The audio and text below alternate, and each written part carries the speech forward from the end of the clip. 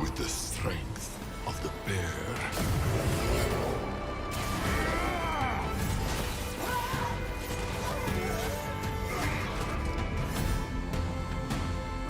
The drive of the ram.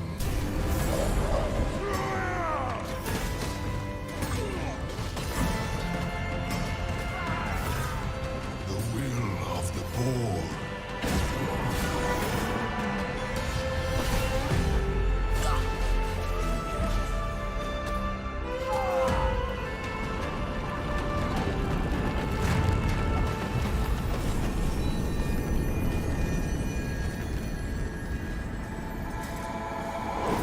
And the cold fury of the phoenix.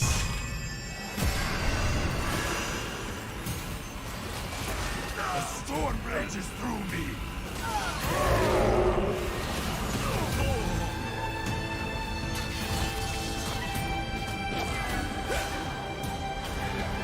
Unshakable.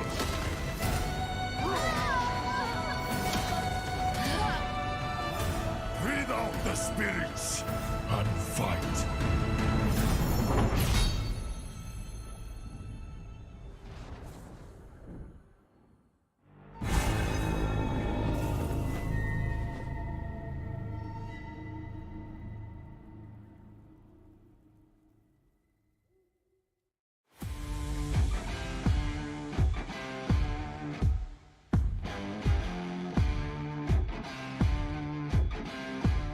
Renekton 1v1 without any problems here. CFO are putting themselves in a really weird spot. Renekton coming in the though. back line, they bring in the Nocturne. Gemini locked up by carries for just a second as he gets out of there, and I don't think anybody from CFO was ready for this one. Mission tries to drop his full combo, and they do get a lot of damage. Holo trying to get out of there. Rest manages to slice and dice him down. It's Gemini and Koala just hanging out for dear life, but they are going to fall here. M&M just keeping them zoned, and they get themselves the full wipe in exchange for just 2. That will be... He should be fine in most of these fights. It's about how Enzo can block out the explosive cast, and can Lee Kai find those angles? With case here as they go in for the fight, slice the dice, Colvin Mig, and Lakai gets bursted but not down to 0. Here comes Minji around the side. The second wind effort, that Crescent Strike does split everybody, and this is going to be enough for Beyond Gaming to win this one. Blinking health bars on all sides. I don't think it's going the way. They do manage to secure the Herald, but the shutdown onto Uniboy means big goal to the pockets of Beyond Gaming, and they just closed the trap on a Konge and Lilvi. Enzo as well, left out in the cold, stunned, and pulled in for 4 kills and a triple for 1. Cyclone, that'll be the killer combo. Wako gets caught into the big combo. They get the shutdown, and here goes that hostile takeover. Husha gets clapped on by it as they just look for the finisher, but Minji takes Konge out of this one. It's still anybody's fight as it turns back and forth. Lilvi too low, shut down by Minji. The second wind effort from Mega Bank Beyond Game. It's coming up huge as Uniboy forced to flash, trying to deny Lee Kai, but no, he will not be, as 3 kills coming from Minji.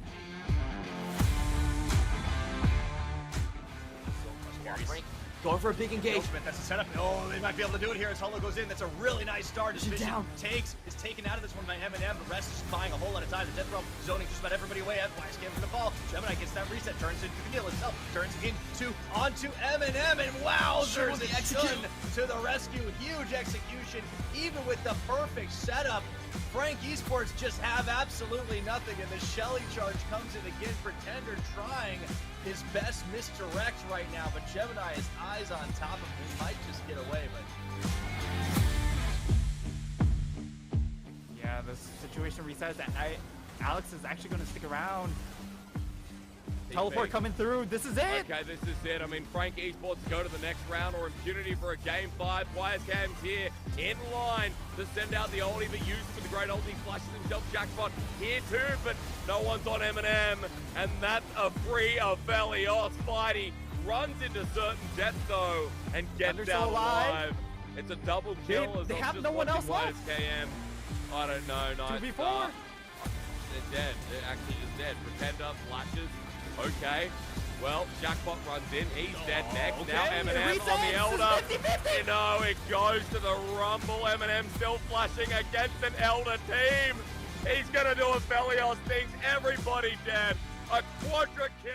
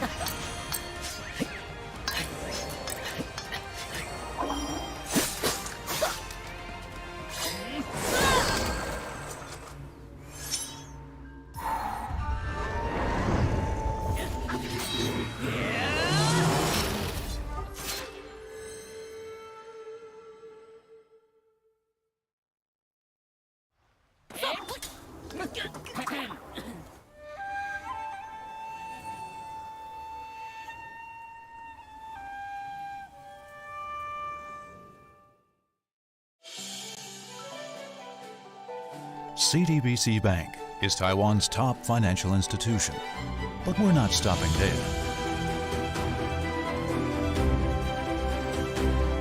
We're crafting an international brand and already have over 370 outlets in 14 countries. We are by your side, ready to embrace the future.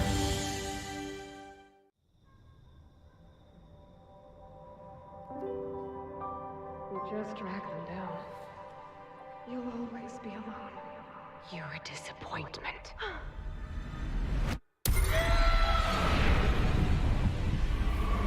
They were never your friends. Why do you even try? Why would anyone be friends with you? You can't take the pressure. Everyone will always be alone.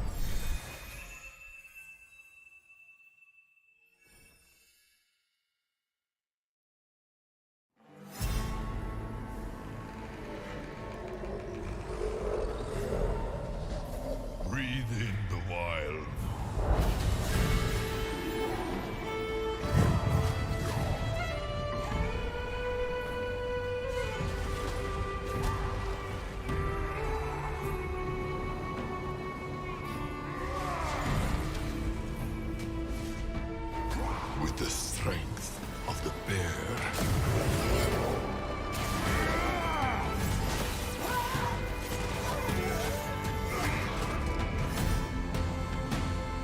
The drive of the ram.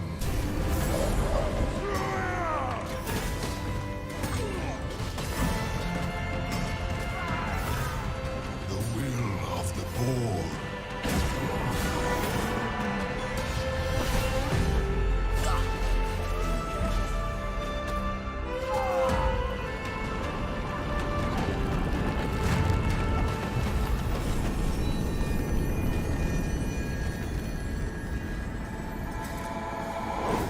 And the cold fury of the phoenix.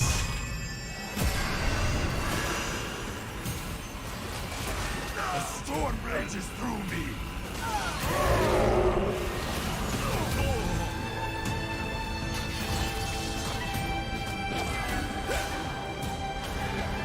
Unshakable.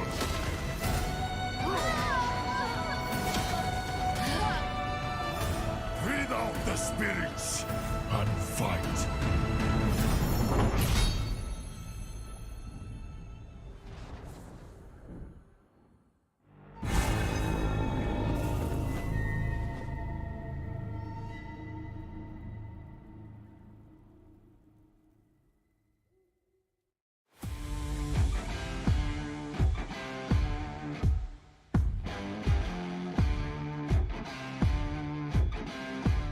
Renekton 1v1 without any problems here. CFO are putting themselves in a really weird spot. Renekton coming in in the though. back line. They bring in the Nocturne. Gemini locked up by carries for just a second as he gets out of there, and I don't think anybody from CFO was ready for this one. Mission tries to drop his full combo, and they do get a lot of damage. Holo trying to get out of there. Rest manages to slice and dice him down. It's Gemini and Koala just hanging out for dear life, but they are going to fall here. M&M just keeping them zoned, and they get themselves the full wipe in exchange for just 2. That will be...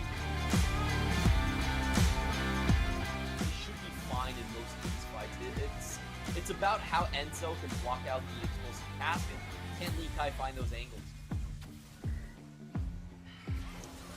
With case here as they go in for the fight, slice the dice, Colvin Mig, and Lekai gets bursted, but not down to 0. Here comes Minji around the side. The second wind after that crescent strike does split everybody, and this is going to be enough for Beyond Gaming to win this one. Blinking health bars on all sides.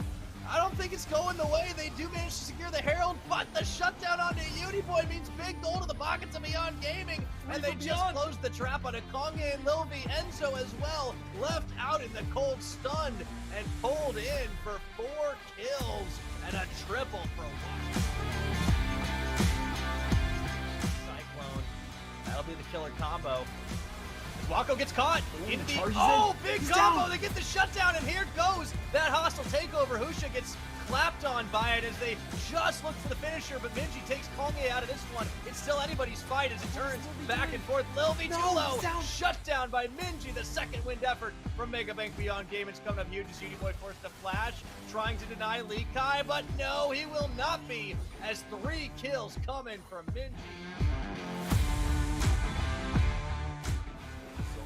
Frank going for a big engagement. That's a setup. Oh, they might be able to do it here as Holo goes in. That's a really nice start. As Mission is taken out of this one by M&M. The rest is buying a whole lot of time. The Death Realm zoning just about everybody away. Wise came from the fall. Gemini gets that reset, turns into the kill itself, turns onto M&M, and wowzers, the execution to the rescue. Huge execution, even with the perfect setup. Frank Esports just have absolutely nothing, and the Shelly charge comes in again. Pretender trying his best misdirect right now, but Gemini has eyes on top of him. He might just get away, but... Yeah, the situation resets. Alex is actually going to stick around. Teleport coming through. This is it. Okay, this is it. I mean, Frank Esports go to the next round or impunity for a game 5. Wirecam's here in line to send out the oldie, but used for the great oldie. Flushes himself jackpot here too, but no one's on M&M. And that's a free of Velios. Spidey runs into certain jets though and gets down alive. It's a double kill. They have no one else left. KM. I don't know. Nice 2v4. start. They're dead. They're actually just dead. Pretender flashes. Okay, well, Jackpot runs in. He's dead next. Okay. Now M&M on the Elder. You know, it goes to the Rumble. M&M still flashing against an Elder team. He's gonna do a Felios things. Everybody dead. A quadra kill.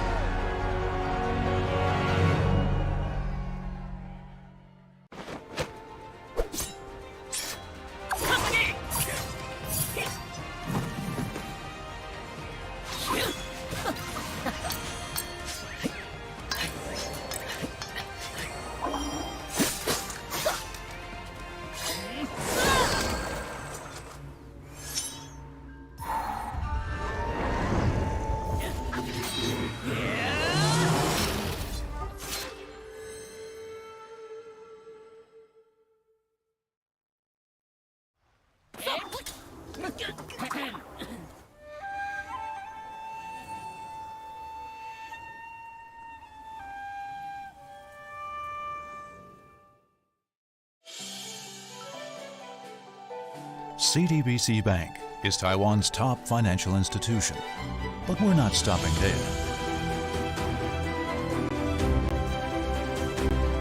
We're crafting an international brand and already have over 370 outlets in 14 countries. We are by your side, ready to embrace the future.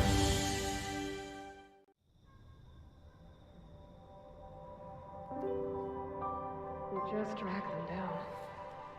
You'll always be alone. You're a disappointment.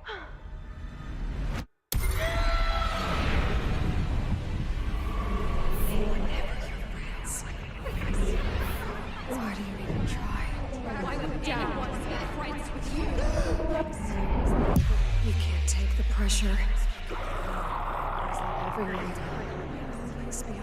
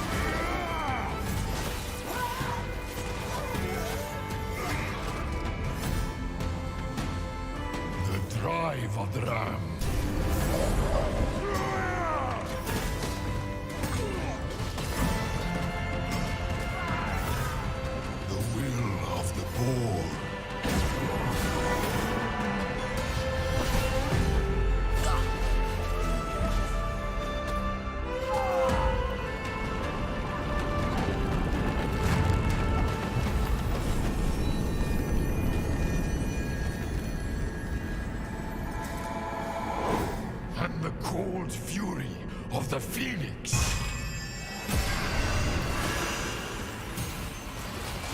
The storm rages through me.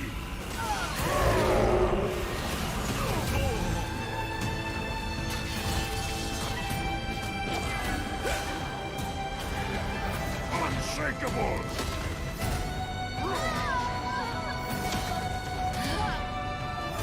Breathe out the spirits and fight.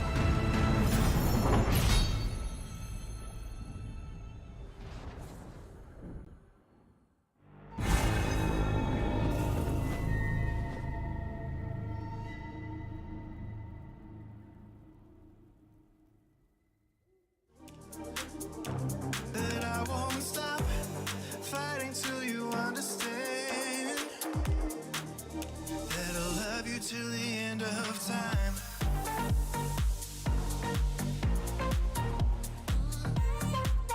Till the end of time.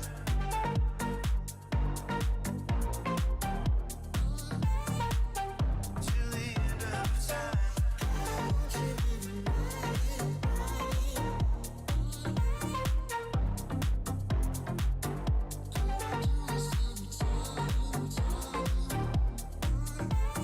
Love you till the end of time. Girl, I want you every night. Come on over.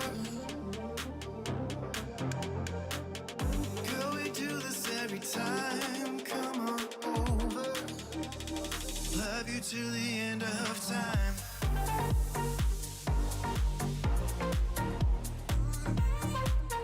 Till the end of time.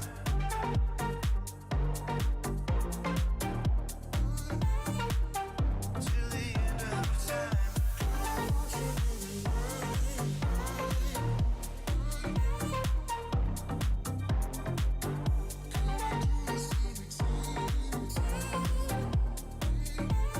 Love you till the end of time.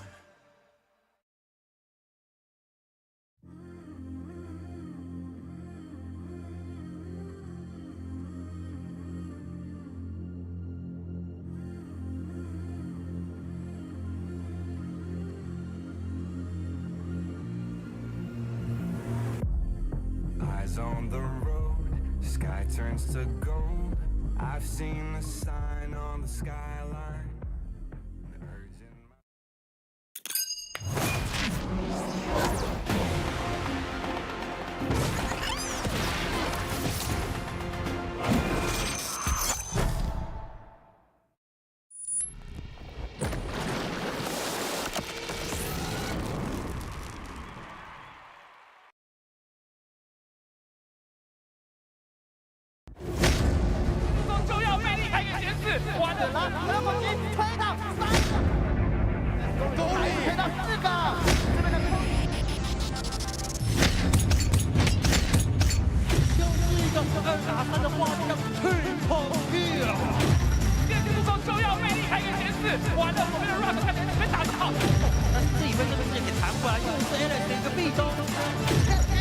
准备要在这一波让巅峰人全员冲掉。差了一个位置，又是第三个了，然后是拿了一个大手，开始持续的追击。现在的话，瞄准他的 triple， 这一波手上换了一个治愈，多你一个治愈，最后这边点输了。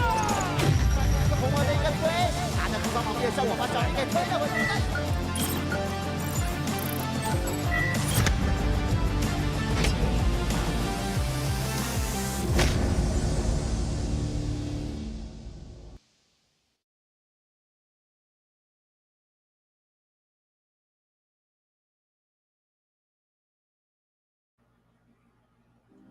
Hey everybody, welcome once again to the PCS Summer Split Playoffs for 2022. I'm Pyrotechnics and I'm joined on this broadcast once again by Nightstar. Before we get into today's matches, before we get into the discussion, I want to thank our wonderful sponsor, CTBC Bank, who have always been by our side and continue to do so. And of course, China Airlines for this playoffs. We're flying high with them. Now, Mr. Nightstar, first off, for you, it's day 3 of casting in a row. For me, it's day 2. How the heck are you doing, my dude? We're still holding up, you know, and I for sure would not want to miss this series tonight because of course it's Frank Esports, so I gotta be there for as many as I can. Absolutely. Not only that, it's an elimination match. Both these teams, Frank Esports and Deep Cross Gaming, are fighting for their lives, fighting to stay alive in the Summer Split playoffs. And there are a couple of dovetailing stories that these two have, a little bit of shared history despite being newer organizations. Remember, the last time in the Spring Split, it was Deep Cross Gaming in this exact round of play that knocked out Frank Esports 3-0. But as you have pointed out multiple times to me, it happened when it was a very different Frank Esports, but that's this match. We also have J-Team taking on PSG in the lower bracket. That'll happen tomorrow, August 28th, as we see PSG dropped at the final hurdle to CTBC Flying Oyster last night. What an absolute banger series that was. If you haven't seen it, go back, watch the VOD. You will not be disappointed, but you will need to set aside a few hours. Yeah, that was definitely a grueling series, and it had many highlight moments. But coming back to tonight, Frank Esports, DCG, elimination time today and tomorrow. We have high expectations for pretty much all 4 of these teams, and 2 of them will be knocked out of World Contention. Yeah, and I think it gets that much tighter in the bottleneck in the lower bracket. And how these teams arrived here, I think, was probably some of the biggest surprises, especially for tonight's game. Frank Esports, maybe not as much of a surprise to most people, present company excluded, that CFO were going to be able to take them down. However, still losing a game to Impunity, still having a rough time in that 4th one to finally take it. There are a few worrying trends, and I think Frank Esports, the onus is now on them to prove that they are a top 4 team. They will do it with a win over Deep Cross here today, and certainly you, me, and Clement think they can. Well, we would be the leaders in the caster prediction board if we make it happen. If we are incorrect, though, if Deep Cross Gaming end up taking it out, then, well, not only does Hysterix catch up to the rest of us plebs, it will be Rarichu in the lead. Will be holding the crown in the caster prediction race. She will be the queen of the predictions, at least through this round. And first, we've got side of DCG, who, you know, earlier in the week, they took on Beyond Gaming and got blasted 3-0. I think the storyline coming into today is they are starting on blue side. And if we learned anything from 2 days ago, is that B1 Vi is on the way. I think for game 1, that is not going to be necessarily as much of a problem. It was the lack of adaptation that really sunk them in the series against Megabank Beyond Gaming, who are in the winners bracket finals. So let it not be said that they lost to a weak opponent. Their opponents tonight, anything but weak. Frank Esports have certainly leveled up from their spring form. They are YSKM, Polo, Pretender, Eminem, and Carries. And I really like the matchup tonight because I do think there are a lot of comparisons to be made in the different roles. For instance, YSKM, our hotshot rookie carry player, probably one of the strongest top laners we've seen in a while. And guess who that was in Spring Split? It was Leaky on the opposite side. And we could say a similar thing about Kriskata and Eminem. Eminem, of course, a lot more experienced. But in terms of skill level and aggression, he and Kriskata are actually pretty well matched. So I think in terms of top and bot, this is actually a really close matchup. Where it will swing, in my mind, is going to be in that mid lane. But I think we're going to focus our attention probably a little bit differently. I think we might be talking a little bit about that top lane today. I think all across the board, there's going to be plenty of storylines as far as the individual matchups. As the one we will be highlighting is that top lane. We only saw 3 games coming out of Leaky. And unfortunately, for the side of DCG fans, he got put on weak side duty pretty hard. Yep. Gragas, Ornn didn't have a whole lot of carry potential, was really tasked with trying to start fights, didn't look quite as sharp doing so. And on the flip side, YSKM, you see that gold difference at 14, negative 700. I got a problem with this. It makes him look bad. And I'm not saying that it isn't negative 700 gold, but that dude got camped like crazy I feel like this is not that stat is not reflective of his skill as a top laner. I just want to say I think we did him dirty there.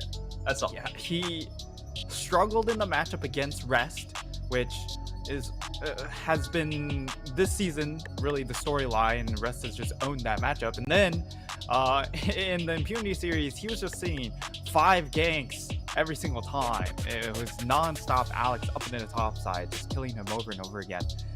And into our first pick and ban, Fiora, Wukong, key champions for the side of Frank Esports, whereas for Frank Esports, they've seemed to carry over a lot of their bans from the previous series, banning away the Yumi and banning away the Poppy. They just haven't shown that they want to diversify their pool into those areas, and they're just really strong champions right now. Yeah, and I do think it makes a lot of sense also against the Deep Cross side. The Yumi especially has been one of Woody's most played champions, but they don't put a whole lot of emphasis on the bot lane outside that Sivir ban, so it leaves the Kalista open. It means Frank can handshake. Eminem has loved himself the Aphelios, although a little bit less this split than before, and trends continue here in the PCS Summer Playoffs, patch 12.14. We are seeing the AD carry priority come through with Kriskata on Kalista. Now the Aphelios officially locked for Frank Esports Eminem. Aphelios locked in. We could see either Renata or something along those lines. Another engaged really support, maybe like the Nautilus to pair up with it. But currently they are hovering the Ahri, and they will actually lock it in. Pretender does like this champion quite a bit. It gives him a lot of playmaking potential, and it's also a good denial away from DCG. Nesty, that's one of his main playmaking champions. However, the Talia is still left available for him to lock up. Absolutely, and that's what I wanted to talk about, because I think Nesty does so well when he's on a champion that can make plays across the map. He hasn't been roaming as much of late. Maybe that will change. And I don't like this with the Lissandra neutralizing matchup, but I do like the Renekton for Leaky, because it means he's going to get back to his old ways of being aggressive in the top lane. And that was one of the lessons we also learned in the previous Frank Esports series, is that if you are going to play a top laner that can mitigate the pressure coming out from YSKM, Renekton is one of those champions that can slow him down in the early phase. However, Frank Esports, knowing that, hey, Fiora's already gone, we can still lock in the Jax here. And that's been YSKM's go-to champion when it comes to blind pick. But in this case, he does know what the matchup is going to be. Yeah, so this first rotation of picks has been a little bit different. It's comfort for Frank in that regard. But for Deep Cross, looking at what they're building right now, this is a very early and mid-game centric composition. It says that they want to try and win the game before Frank reach their apex. That Jax win condition will always be a threat. Yeah, the Jax threat's definitely real. The Philios threat, definitely real here. And it really is all about this early mid game for DCG, because they are so low ranged. And it's not going to change either, because the last picks you have are jungle and support. You're not going to get more damage out of those roles necessarily. And the range isn't going to make a difference either. Maybe the range of engage helps, but you're not getting more range damage from those roles. As Frank Esports, it's a lot of support bans being focused, right? We have the Mumu, the Ashe, the Renata, and the Tahm Kench, which means most likely we see like a Nautilus Leona handshake here.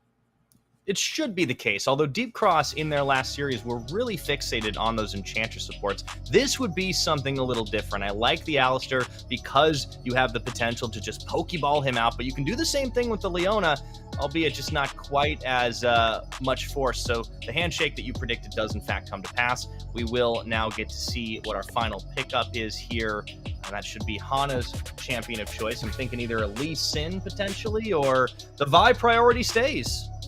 It's going to be Vi. Coming not at B1, but B5. Still remains to be the trend. And I do like where the Vi comes in though, right? Because you look on Frank Esports, how are you going to lock down a very mobile Ahri target? Well, even if she runs cleanse, she can't cleanse out of the Lissandra ult and the Vi ultimate into the point and click from the Renekton. So there's a lot of lockdown potential coming in from DCG. And while I don't like their composition necessarily, they do all align together that this is a cohesive composition. Yeah, it's very oriented on one thing, which is, we can go ahead and just dive you, lock you down. You can't really do much about it. The power is probably going to be coming out of Cryscata and Leaky if he gets himself a good laning phase, so it'll be curious to see where Hana puts his attention early on in this game. For Frank Esports, well, they've got a Jax in the top with YSKM, so it feels like the game plan is going to shift upwards that way. As the game goes on, it becomes a side lane threat, the 4-1 comes in, but hey, as our resident Frank expert, to be frank, why don't you give me your take on the Frank comp there? Yeah, the Frank composition is a lot of comfort champions going into their hands, and will be a little bit more flank heavy, which is what we expect from their compositions. And that is the one good thing going for DCG, is that even if they're trying to flank you from multiple angles, you don't really care because you're Kalista. You're deep in it. And the rest of the lineup is also going to be deep in it, because you have Renekton, Lissandra, and Vi. So this is very much a in-your-face composition. And for Frank Esports, they do need to figure out how to keep them at arm's length, and the Trundle will help in that regard. That's true. I think both junglers are going to be instrumental in the team's success. We'll have to see whose is going to have it out better here as we hit the rift in this elimination match for Game 1 between Deep Cross Gaming and Frank Esports. I like that the DCG comp has not just like self-peel, but like self-denial, right? Like anytime you have a Kalista, you can always just nope your support out of there. But Nesty's also basically just said, don't target me. You won't be able to kill me. I can ult myself. Yeah. He's taking himself out of the game, basically. He's going to be a major factor in this game, number one, because he's out on Lissandra. Not known to be the strongest laner, but when we look at Nesty or Lissandra? Yeah, Nesty. Clarify. But the big thing is it allows you so much impact on these side lanes, and combine that with a Vi, there is tons of gank potential once you see the level 6s tick over for both Hana and Nesty. I actually don't think Nesty has played a competitive Lissandra before. I'm not surprised he has it in his repertoire, but I am surprised we haven't seen it earlier on, given that it was just kind of the answer to a lot of these like mobile, somewhat assassin-y champions when Ahri and LeBlanc were, if not interchangeable, used for kind of the same purpose some metas ago. Mm-hmm.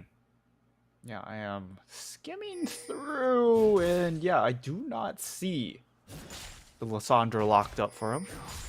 So, yeah, this is his first competitive Lissandra game. So, we'll see how he does.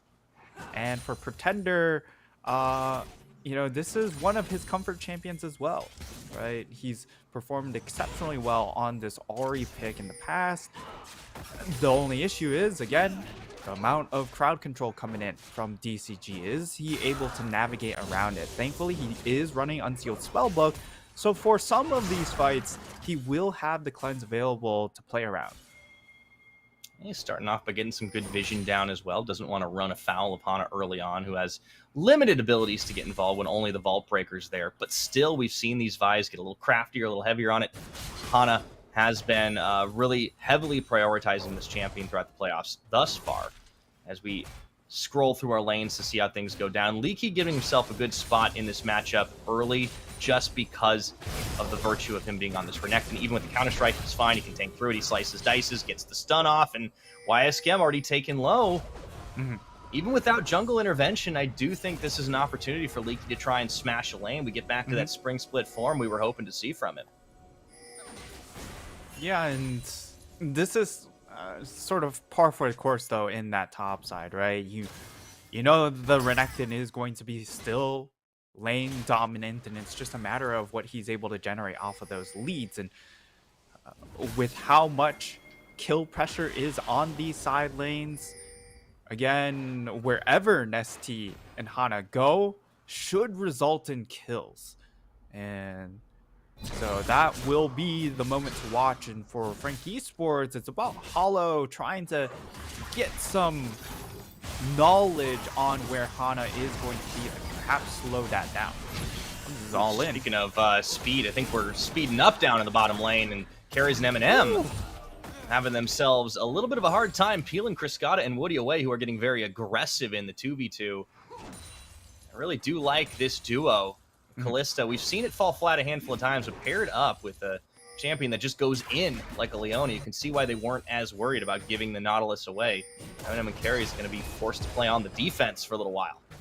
And one of the issues in the Beyond Gaming series was that they weren't able to effectively play around not Woody, but Criscata, and put him in a position where he could carry. Yes, there was a game he got really fed onto Deseri. Unfortunately, Deseri extremely vulnerable as well, right? Extremely squishy. So if he makes a mistake, he will blow up. It's a lot harder to blow up a Kalista because she's kind of deep in it, and she's also going to be sort of life stealing a lot of it as well. She's as bruiser of a bot lane champion as you can get without actually drafting the bruiser. So that might alleviate some of those pressure and maybe nerves that we did see in the Beyond Gaming series. I do want to draw attention early on to the items, and not in terms of ones that were bought, but the fact that Criscata is still holding on to the Black Spear. And that tells me there is a chance, I don't think so, that I would love to see him bind with Hana. That's all I'm saying. It would. Can you imagine? Just throw the Vi out into the cease and desist. What range? Would be interesting. Also, you can have the Hana go in and then get yoinked back. I'm just saying. Definitely would be interesting. He hasn't used it. However, at the same time, a lot of times when we do see the Black Spear still being held on, it's because you want to get out onto the map very quickly at level 1 to set up pre-vision lines or go for that early invade. And when you use the Black Spear, sometimes it delays you from getting out of base fast enough. So I think that was probably more so the reason, as yeah, they go ahead, use the Black Spear in base. My conspiracy theories will one day be correct. That's all I'm saying. One day. I mean, eventually people will catch on that maybe throwing the Black Spear on someone else is going to be more helpful. But, you know, that day's not today. Sad. That's okay. We'll check back in with everything else going on. YSCam has actually done a decent job of keeping up in the farm game. He has been falling a little bit behind, but with the wave going his way, he should be able to pick this one up. Although, Leaky, even though he takes some damage, has the Dominus available to him compared to the Grandmaster's Might. So a little bit of skirmishing could be happening as Woody and Hana making his way up. The dive incoming. Holo is around, but not close there's enough. There's a level disadvantage here. This dive is coming in hot right now. Even with the flash leak, he does take a shot. Gets that. Slice dice. Counter strike. He goes back in. Still gets first blooded. And a good juggle of the aggro at the end for DCG. And it was DCG faster on the play. And this was finally one of those proactive plays that we were looking for the entire time in the Beyond Gaming series. It's just a matter of, can they continue to transition that? YSCam taking a death there is incredibly detrimental to him, and they aren't really able to get anything on the flip side.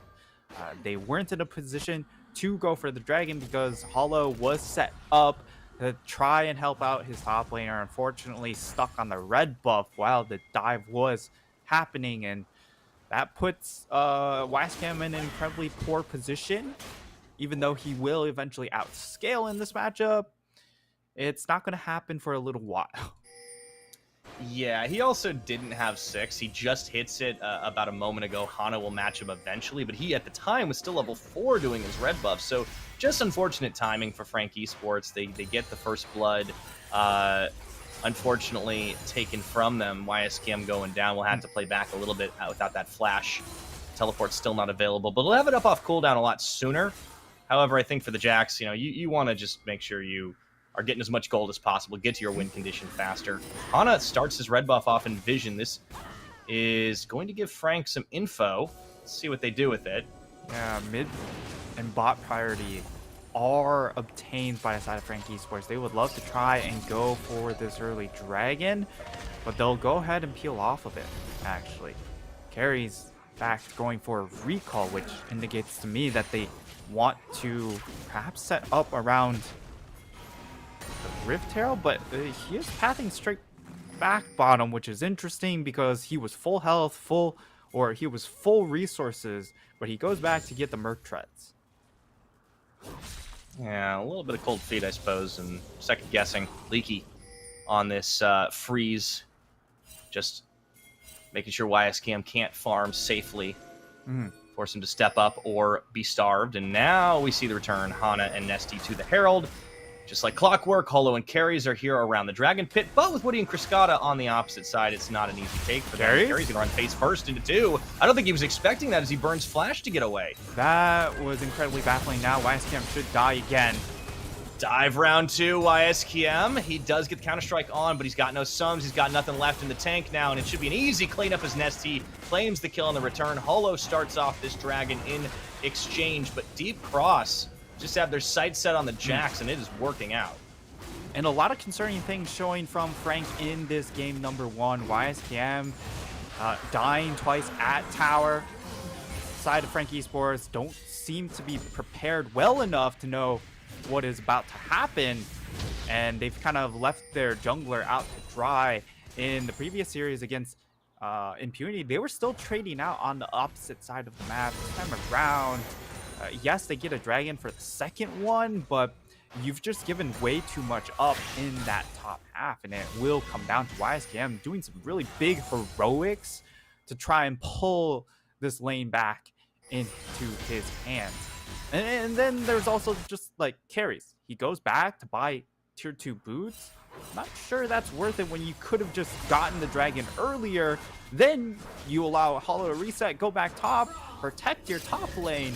So it was all around very confusing, because that's also what happened in their previous series against Impunity, where they had such strange buy timings. They greeted for gold, and they also reset at extremely bizarre moments.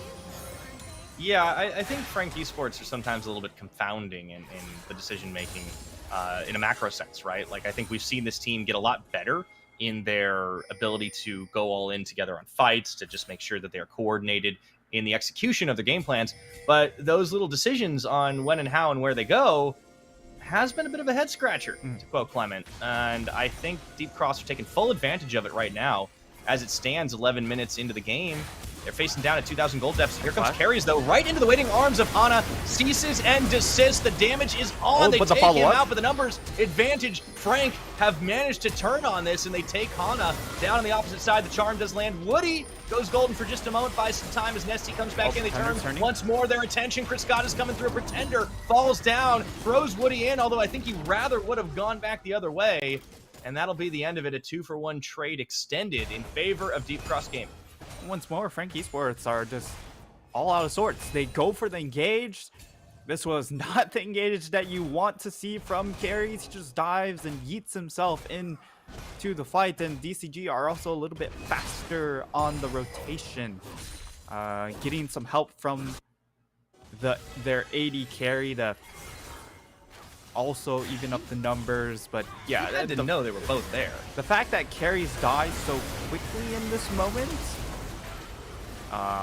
yeah, it means that even though they have their AD carry here first, the Kalista ultimate is just going to have a little bit more value once he makes a rotation at this point, and that's exactly what happens. Pretender goes down, and they force yet another flash coming in for Woody. So a lot of flashes being taken off the board does leave Frank Esports pretty exploitable, and what do you know? They're repeating this dive, and there's not much of a turret left either. Yeah, it's not even really a dive anymore. YSKM flashes away after leaping, and that is a very early turret take. 13 minutes on the board as Deep Cross get first brick, as well as all the plates up there. Leaky off to a flying start with a little help from Hana. Item buys coming in across the board, too, as YSKM was so far down. He doesn't have his mythic yet, but that Blade of the Rune King came in on the last back from Leaky. With the level advantage, just shoving yet another minion wave. 40, almost 50 CS ahead of YSKM, who has just been beat down and camped. And that is the strategy that teams have found success on against this rookie sensation. in the top lane is just camp him. Hollow is around to keep Pretender propped up. But Frank Esports just look absolutely lost. Carries has had very terrible moments in just 14 minutes of this game. Like, this game hasn't been going on for long. And I just don't know where the preparation has come from for the side of Frank Esports. Their communications is just not happening, and yeah, at this rate, DCG will repeat what happened last split playoffs, where they just 3-0'd Frank Esports out of the bracket. Yeah, I mean, that did happen last spring, and as you said, it was a very different Frank, but unfortunately right now, it's even more different than what we were expecting, and it's just not been looking that great in the first 14 minutes of play. Maybe they pick it back up. Maybe they get back into this because they do have a late-game Jax and Aphelios to rely on, but the way Deep Cross are playing, they know their composition is designed for one thing, and that is to win it out in the mid-game. Well, here they are with a solid gold lead. They've only given up a dragon and 1 kill this game. Speaking of dragons, there'll be an Infernal spawning, and wouldn't you know it, Hana's right there in position to start it off. It's happening in darkness as well. One, but I don't know if they really want to contest this one. As Hollow, yep, he's probably dead. The follow-up's there. He was sniffing for it. So much CC. You talked about the lockdown, and it's just so much. Hollow never really got a chance to move, and now they'll go right back onto the Drake, even though the information's gleaned by Frank. They don't have a smite to contest this. They're still They would have to fight it out 3v3 into a Callista, and they're not going to do it. It's just more bizarre things happening, Pyra. Frank Esports, Hollow goes in. Where's the bot lane? They reset so late. And yes, you have that Gale Force coming in, but you have to match when you check that dragon with when your bot lane is around, right? Because they have so much CC, and DCG understands that they can see champion, kill champion right now. And Frank Esports, they don't understand. There's like 10 billion tools of CC on the other side, and yet they keep just wandering in. Like Carries, he's just wandering in. Yes, this is a moment this might not get punished, but if there are other members there, he for sure dies. I actually think that was a little conservative of Nesty, because he had a 5-level advantage. Mid lane's to sports, y'all. That being said, I think Frank Esports had, like, they're just playing sluggish. It's like they're not fully awake yet, and that is a problem. This is an elimination match. You got to get it together. You are out of playoffs if you lose this one. Yeah, there's not much room for error here. As they pull 4 people down into this bottom lane, it leaves YSCam yet again on his own. And with Rift Herald secured by DCG, they're just gonna, I feel like they're just gonna slam this door shut before 20 minutes ticks, because already it's a 5k gold lead and there's no signs of life at all from Frank Esports. Seems to me they saw this round and were like, yeah, we outscale eventually, so we just don't need to do anything. And it's like, well, you gotta get there first. Yeah, you've literally gifted them everything on the side of DCG. You've given them picks, you've given them jungle pressure, the map pressure. It does get caught here, though. This is a fight. Okay. Flash burn. He's going to be able to get out, knocked up nonetheless by Carries. Doesn't matter. They go all in looking for a desperate pick and still get denied. Charm doesn't land. And yet, it's another of these picks that Carries he goes for. I don't think he really needed to in that instance. He burns the flash. And yes, he had the Hex Flash, but Hex Flash is much better in lane phase.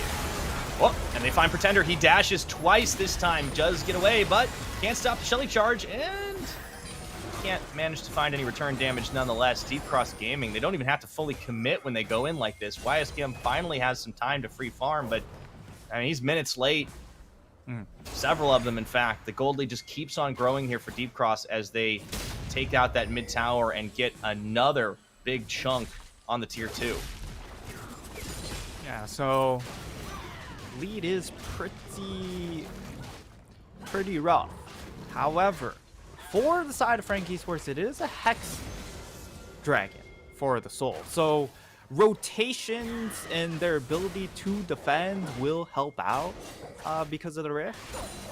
It also does mean, though, that for DCG, if they're able to get the soul, it will be the killing blow. Thankfully, I don't know if it's going to go that long. yeah.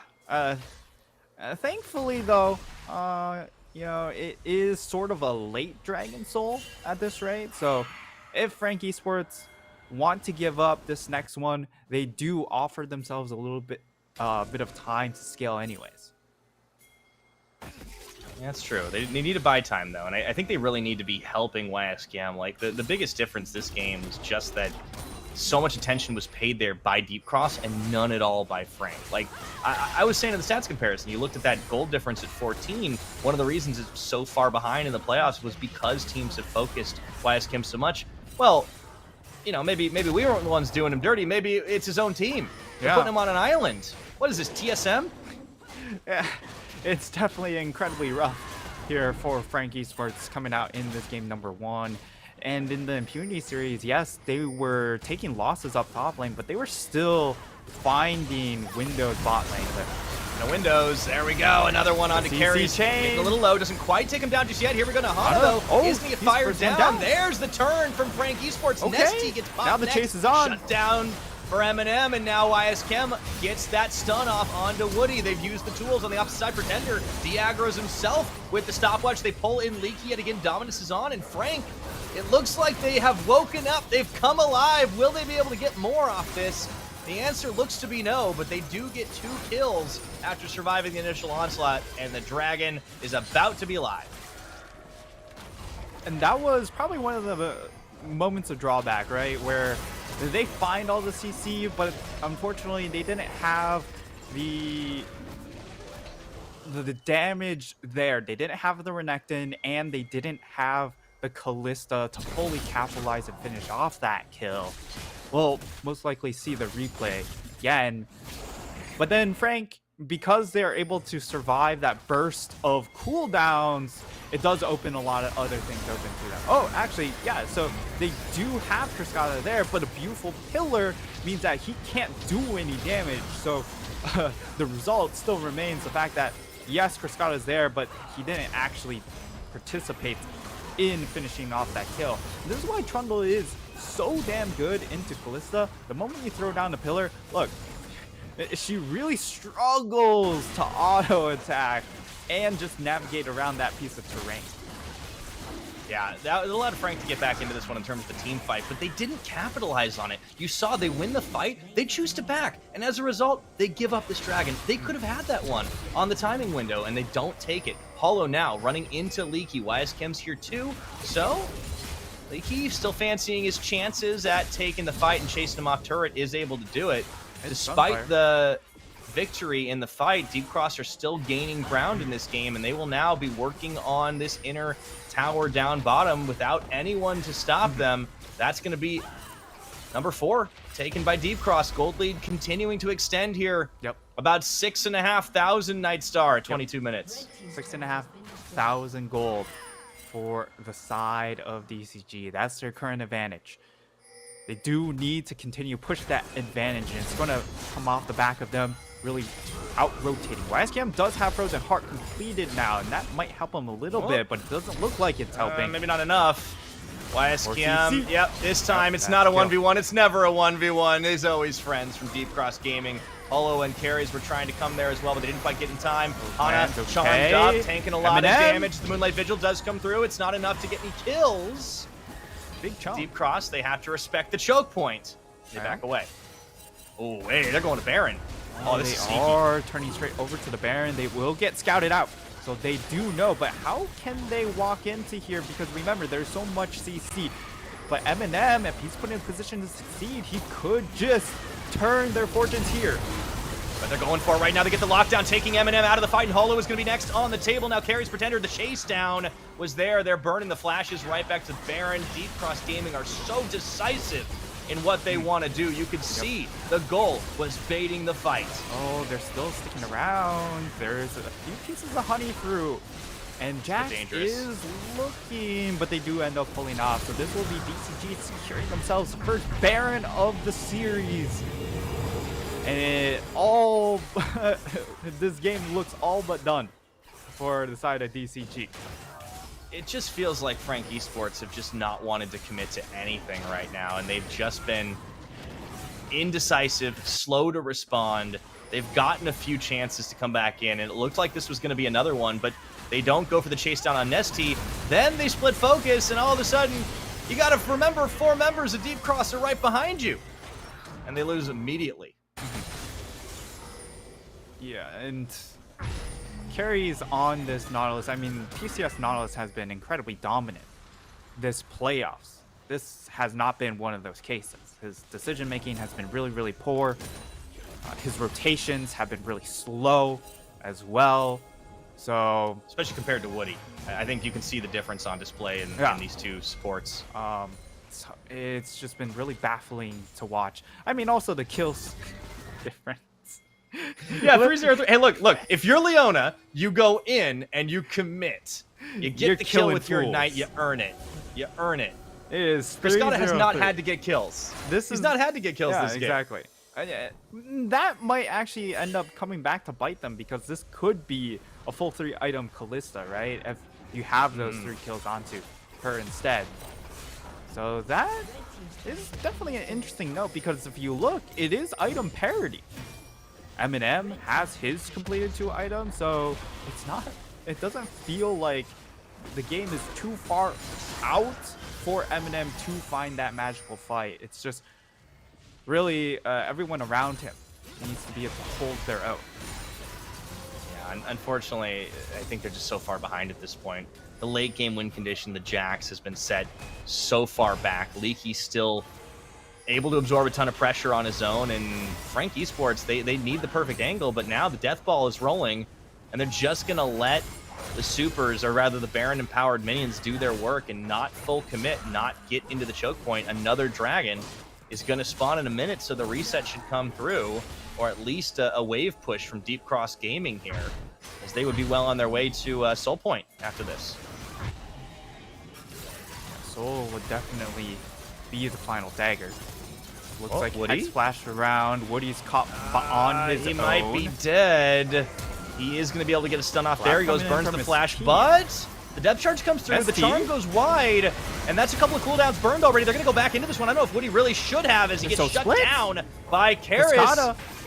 Khan is on his own here now. He's going to go golden for just a second. Frescata jumps forward in aggressive posture, even in the numbers disadvantage. They think they might have the chance. Double kill comes through as Karis all of a sudden is lighting him up, but that's going to be a big rend, as well as Nesty blowing up a few members, even with the disadvantage in numbers. They have the strength, as it's a long con. YSKM flashing and hopping. Frescata on the chase to follow through here, looking for even more as he uses the chickens to try and leap strike his way to victory. Doesn't find anything, but it's a 2 for 2 in the fight overall. It could be more, as Eminem gets stopped up for a second and is forced to use his cleanse.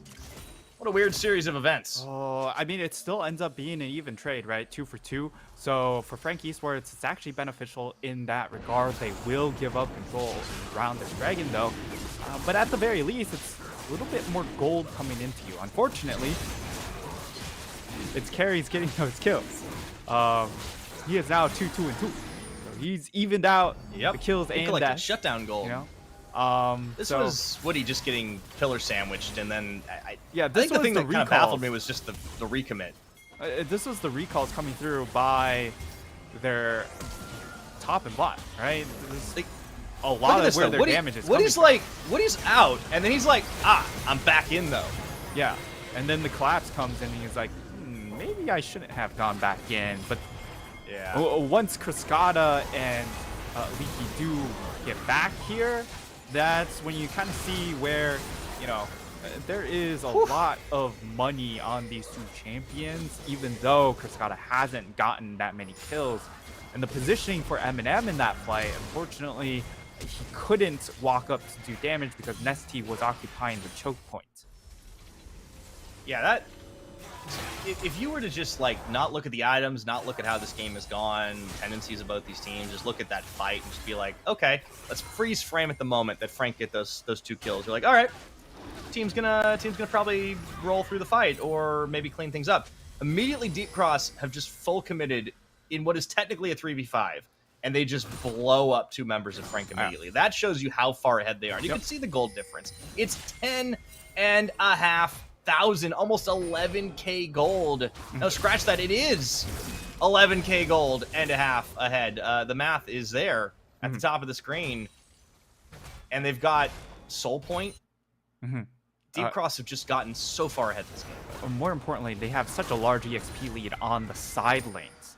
Pretender and YSKM are only at the start of level 15, so they've got a long ways. And on the flip side, Nesty level 17 and Leaky also level 17. Hollow, he's just dead. Yeah, cease and desist. Nesty goes forward. They will look to blow him up as he flashes back into the team.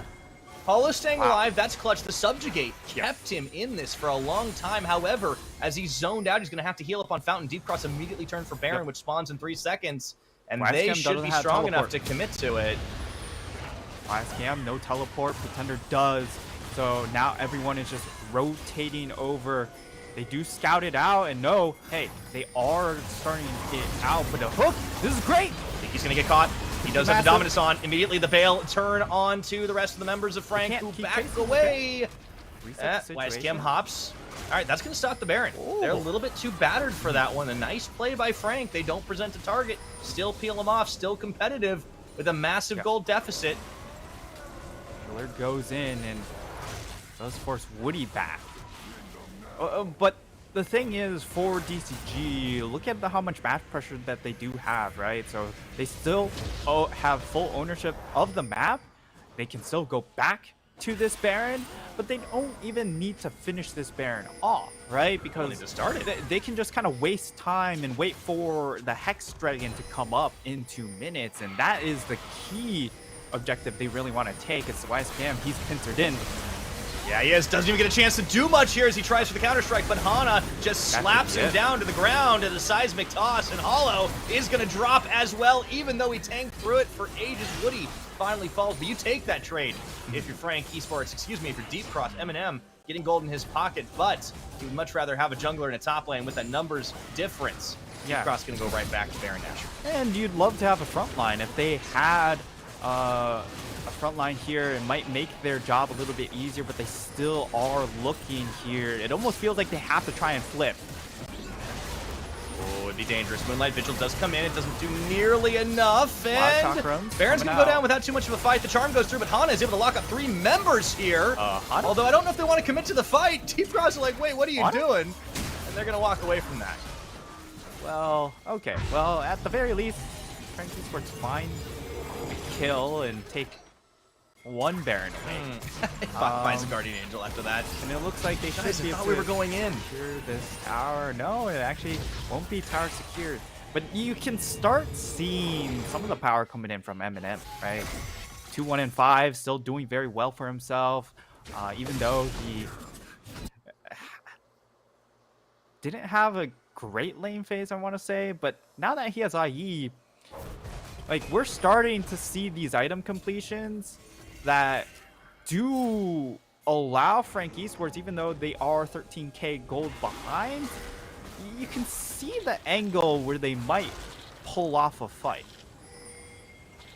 Yeah, they are scaling up, right? This is what we talked about, as potential comeback into this one as they catch Leaky, but Carries goes down almost immediately. YSKM thought he could frontline into this one, and now they're split up from the Solar Flare. Hollow taken low as he turns, tries to take a bite out of the rest. Deep Cross gaming with the health bars are just too low here as Deep Cross flexing on the Frank Esports members. Pretender barely gets away with his life. And now Deep Cross, 5 members strong, going to march down the mid lane with the Baron buff on. I think this is going to be curtains for game 1. I mean, I've never seen a Nautilus this poor. In what? This was one of the most abysmal carries performance on this Nautilus that's happened. This seems to be more of spring split carries, and Frank Esports, they get absolutely gut punched in game number 1. Yeah, they got bodied. Deep Cross came with a game plan. They executed it with only minor issues, really. A few over dives that were punished, but never enough to lose form. And Frank, well, I said they were sleeping. I think they just got a rude awakening in game 1. Yeah, this was incredibly rough showing from Frank Esports, but this is also Deep Cross Gaming returning to their roots. This is what made this team good, right? It was about actively roaming, hitting up these side lanes, and having the team play coming in from mid jungle to then influence and get Cascada ahead, get Leaky ahead, allow them to be these team fight monsters. And that's what happened in this game number 1. So Deep Cross Gaming showing that, hey, what we showcased 2 days ago against Beyond Gaming, that wasn't our true self. Yeah, and I think Frank Esports, we're starting to see more of these worrying signs that we looked at in the Impunity series. A little slow to react, a little indecisive, leaving YSCam arguably their most powerful player on an island. And when you telegraph your strategy so hard, when you pick a Jax, and then you don't defend him in any way against multiple repeated dives from many members of the opposite team, you have to get something done elsewhere on the map, and they just did not do it. They didn't have a winning lane anywhere except the mid lane potentially, and Pretender didn't push the issue.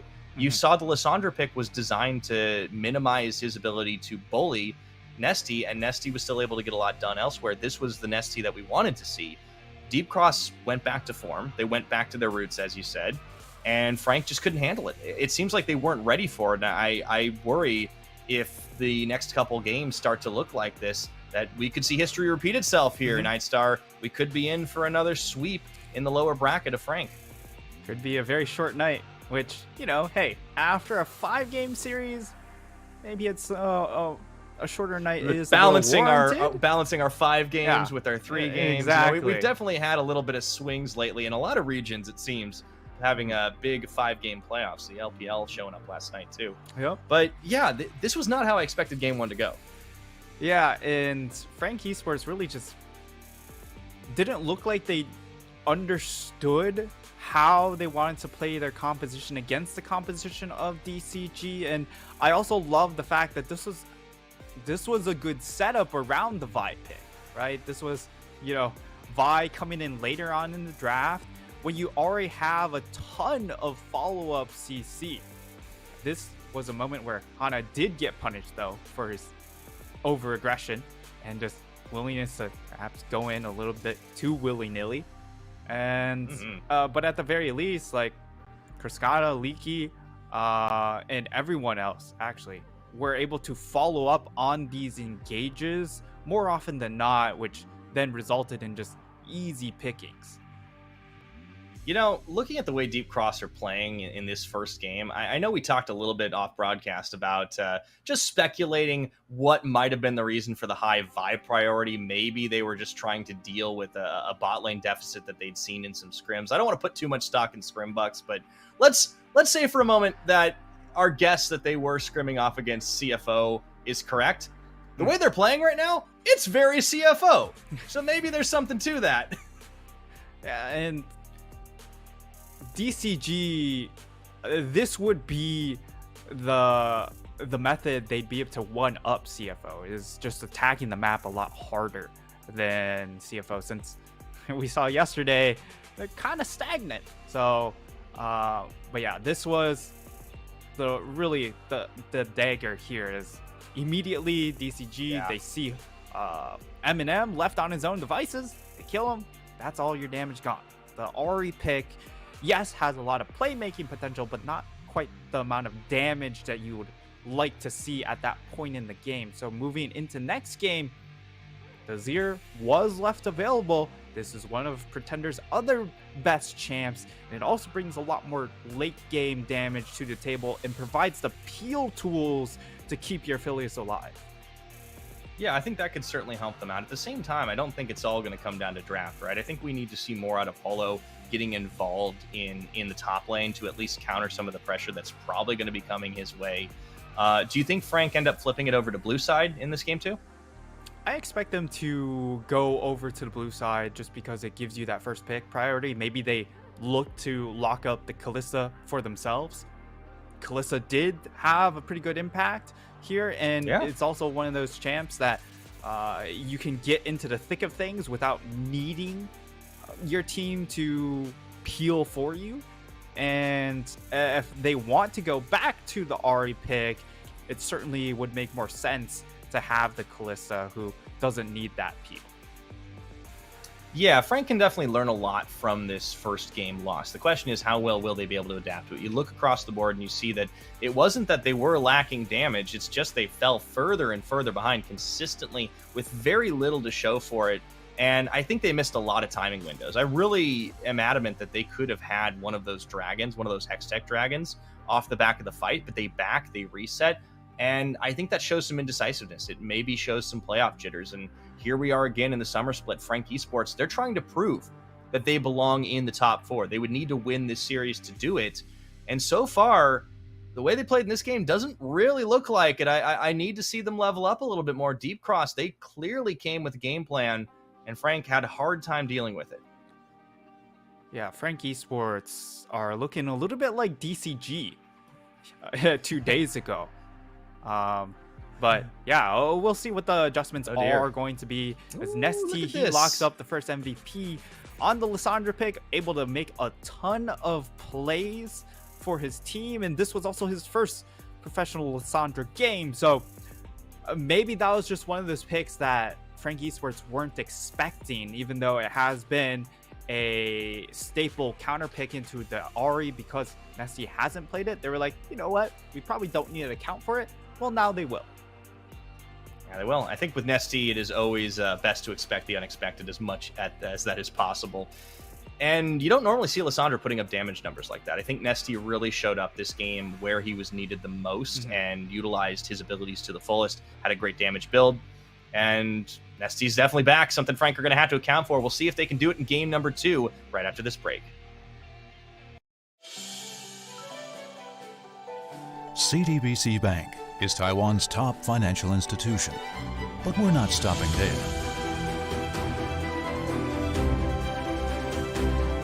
We're crafting an international brand and already have over 370 outlets in 14 countries. We are by your side, ready to embrace the future.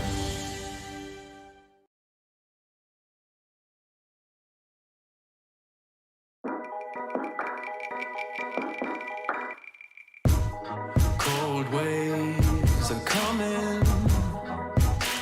They hit me every morning. I can taste the fear now. It's written on my lips. Woke up on a cold floor with fire in my bloodstream. You're hot and cold, critical. It's written on your lips. I'm tired of waiting in vain while you keep playing this game. We try to maintain what's already over. It's even insane. I guess you like it that way. Be honest and say it's already over. It's already over. It's already over. It's already over.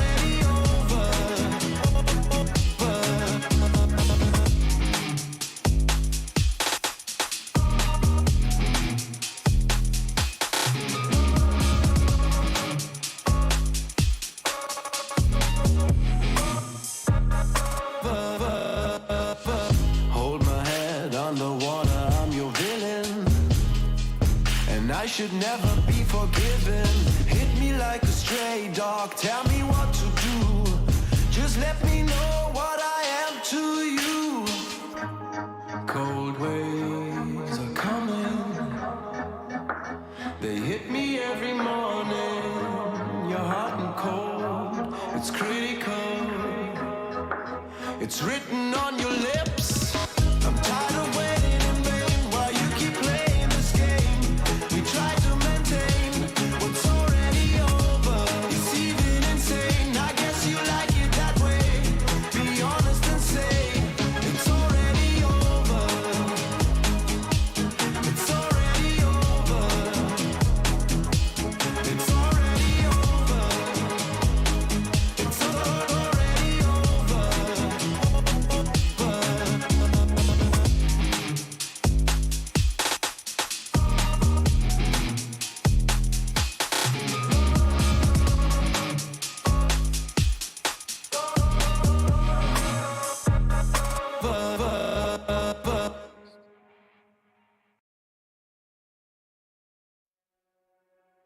I've been waking up feeling like nothing you know. I've been running in a dream, but my legs have nowhere to go. There's a welcome sign on your doorstep, sunny but it's cold inside. I won't melt away, 'cause I know it's all alone. There's something I gotta know. Would you walk alone? Would you sell your soul? Would you wake up the voices for someone you love? Would you let it know? Or would you break your fall? I wanna know. We're not like other people. We revel in our pain and soak up the sadness. We're not like other people. We're never gonna change or turn it up the darkness. I only go to weddings just to dance on my own. Give me all your small talk, 'cause I just make it up as I go. There's a welcome sign on your doorstep, sunny but it's cold inside. I will melt away, 'cause I know it's all alone.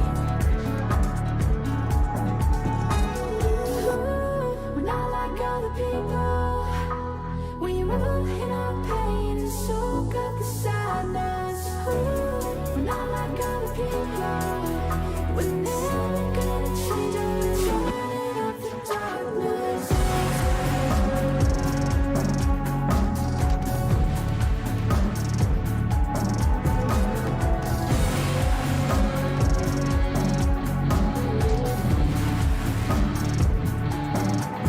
I turn down the light to feel what it's like to be honest, like the edge of the night. Can you take it? Something I got.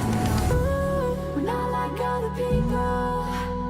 We revel in our pain and soak up the sadness. We're not like other people. We're never gonna change or turn up the darkness. We're not like other people. We revel in our pain and soak up the sadness. We're not like other people. We're never gonna change or turn up the darkness.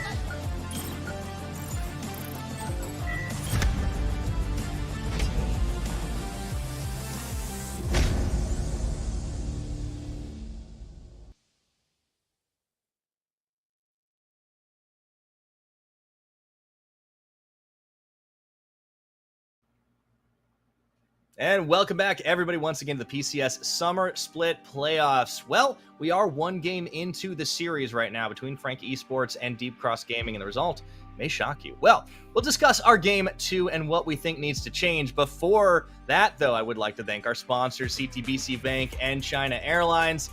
Now, Nightstar, I know you've been bursting with it. Put on the analyst cap, put on Coach Nightstar. I want to hear what Frank need to do in game 2 as they're now on blue side.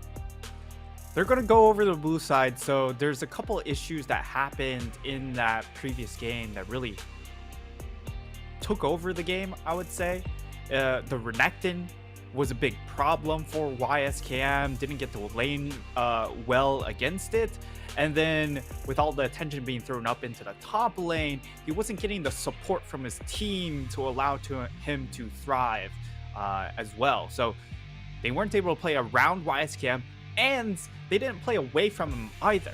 They kind of just didn't do anything. So there has to be a cohesive plan now. If we do get a targeted up top lane, we have to be able to trade out for much more in that bottom side.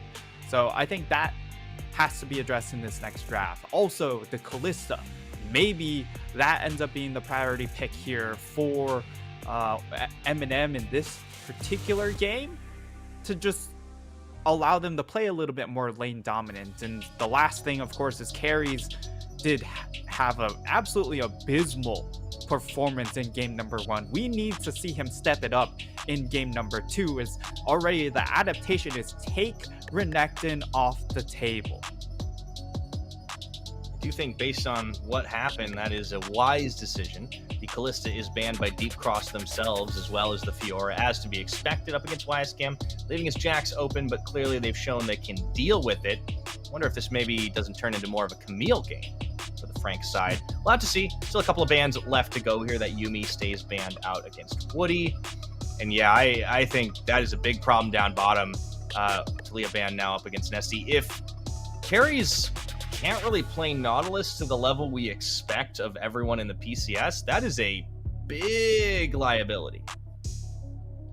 Now with this first pick, Lucian, Poppy up. Poppy left available here, and Poppy is going to get locked in. They have banned this champion on both blue and red side, so I actually thought they just didn't have it in them.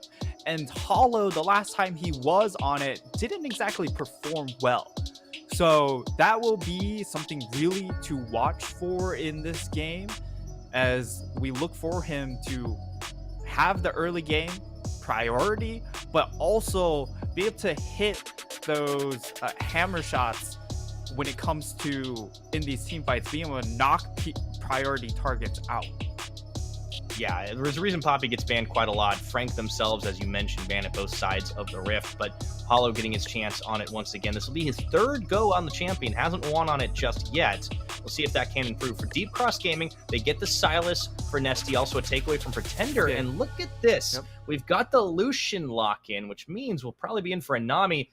Looks like we're in for another early mid-game strategy, Nightstar. And this is looking a pretty good start for the DCG draft. You get yourself the Silas and you get yourself the Lucian pick. For Frank Esports, they could go for the Akali if they want to play more of a hyper carry in that bottom lane. I would prefer the Zir, but this might be one of those games where you just kind of go full throttle. Maybe they go for a Draven pick here later on in the second phase, as it does look like Frank Esports, they want to get their priority top laner. For DCG, they will, of course, lock in the Nami before it gets banned away in the second phase, but it also means perhaps Frank Esports, they go ahead, ban away the Mordekaiser, or ban away the Gragas, which are two picks that can mitigate Camille's impact up in the top lane. Yeah, they got some dive brewing for themselves, the Frank side, this time around, so let's see what they end up pairing it up with. If we go toe-to-toe, fight fire with the early games, the Draven could come through for M&M. Of course, M&M is a player that is definitely well-versed in those aggressive types of champions. You just got to look back at his record as well. As a player, I think he's been one of our historically better bot lanes. Well, Kriskata, still a rookie this season, has already shown up huge. The Lucian Nami, a tough lane to deal with. And that Nautilus ban by Deep Cross, interesting, because carries did play so poorly on it. I guess it still has to be respected for its abilities, as the Mordekaiser's banned away by Leaky, speaking of respect. Yeah, it does make a little bit more sense here in this instance, because it is one of those support champions that can dive into a team, just like the rest of the squad right now lined up for Frank Esports. It's a much different dynamic than the previous game, right? Where you have Trundle, who's looking to kind of just hover around a fight, the outskirts of a fight, throwing down pillars, and then taking his time to get into it. Now for Frank Esports, because you have the Camille and the Akali on top of it, it'll be interesting to see what kind of AD carry they go for. Compositionally, this would set up for a Draven, a Samira. It's just a matter of, do Frank Esports have that in their repertoire? Entirely possible. Sejuani has been a go-to for Leaky when he has been on tank duty with the Gragas already banned away, as well as his Mordekaiser. That is going to be the choice. So, get themselves a little bit more front to back, a little more front line, and as you said it, the Draven is a distinct possibility being hovered here by Eminem. The Ezreal would be a much safer option, as would the Aphelios, give them some late game insurance. But I do like the idea of getting aggro with it. Let's see what they do. Aphelios it is. They do end up locking in the Aphelios, and I don't like this Aphelios pick because of the fact that, well, there's not a lot of protection for you, right? Because you don't have that Azir. They go for something like a Renata. It could give you a little bit of insurance policy, but they go for the Lulu instead. So an Enchanter for Eminem. Carries on the engage support did not look good, so maybe a change in scenery will help him out.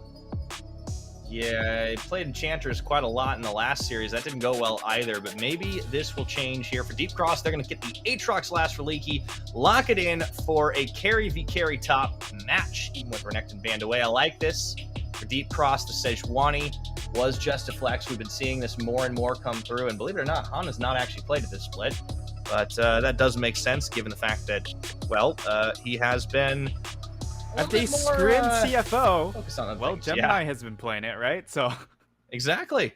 It all makes sense. I mean, this is I want to clarify, this is all speculation. We have no inside information about the Deep Cross Gaming scrims. We are merely checking things. And right now, I think they're definitely taking a leaf out of the Flying Oyster playbook.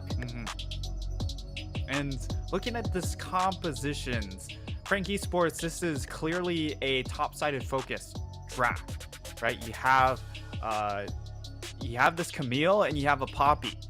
What other lanes are you going to be ganking for, right? You don't have CC in the mid lane. You don't have great CC in the bot lane either until maybe level 6 with the Lulu, right? So it should be a lot of hollow in that top side, and this is, at the very least, a change in draft strategy coming into game 2. Yeah. The question remains, how will the execution fare? I do like getting the Poppy when it was available into Holo's hands. I think a lot of pressure is going to be on him to try and prop up YSKM from the expected pressure, the roam potential coming out of both Nesty and Hana. For Kriskata and Woody, pretty aggressive 2v2. I think it's going to be on Eminem and Carries to just survive. Speaking of survival, Frank Esports, they would love to prove they can be a top 4 team, move forward, go beyond the record that they have had thus far in the PCS Summer Playoffs, gets closer to a World Championship appearance. Because right now, they are 2 games away from getting dropped out, and that dream going unfulfilled for the season. DCG come out with, I would say, a still pretty strong draft here. You have a couple melee champions to play around the Sejuani, so that always feels nice up in that top half. And bot side, it's yet another strong 2v2 lane, which is what they did lack a little bit against Beyond Gaming. Yes, they did play a Draven lane, but the Draven did not pan out because they didn't play around it. This is a lane that you can sort of leave to its own devices because there's really no answers on the flip side. The Aphelios, Lulu isn't, they can lane all right, but it's very difficult for them to get kill pressure onto you. Yeah, I think that does mean that Eminem and Carries are going to have to get a little creative as they try for this brush bait. They do find Woody. However, Kriskata just peppers them full of damage on the opposite side. So, yeah, I mean, this is a Lucian Nami lane. What do you expect?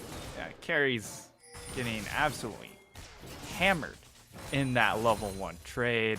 Is going to have to expend 2 potions. And Sustain did get nerfed on this patch. It was the Dragon buffs and the Sustain nerfs. that happen. So big punishing trades like this will be very detrimental heading to level 2 and of course level 3 once that Lucian Nami fully comes online with their skills. And that being said, the sustain of the Nami is also taking a hard hit. One of the reasons we see this lane less and less, in fact.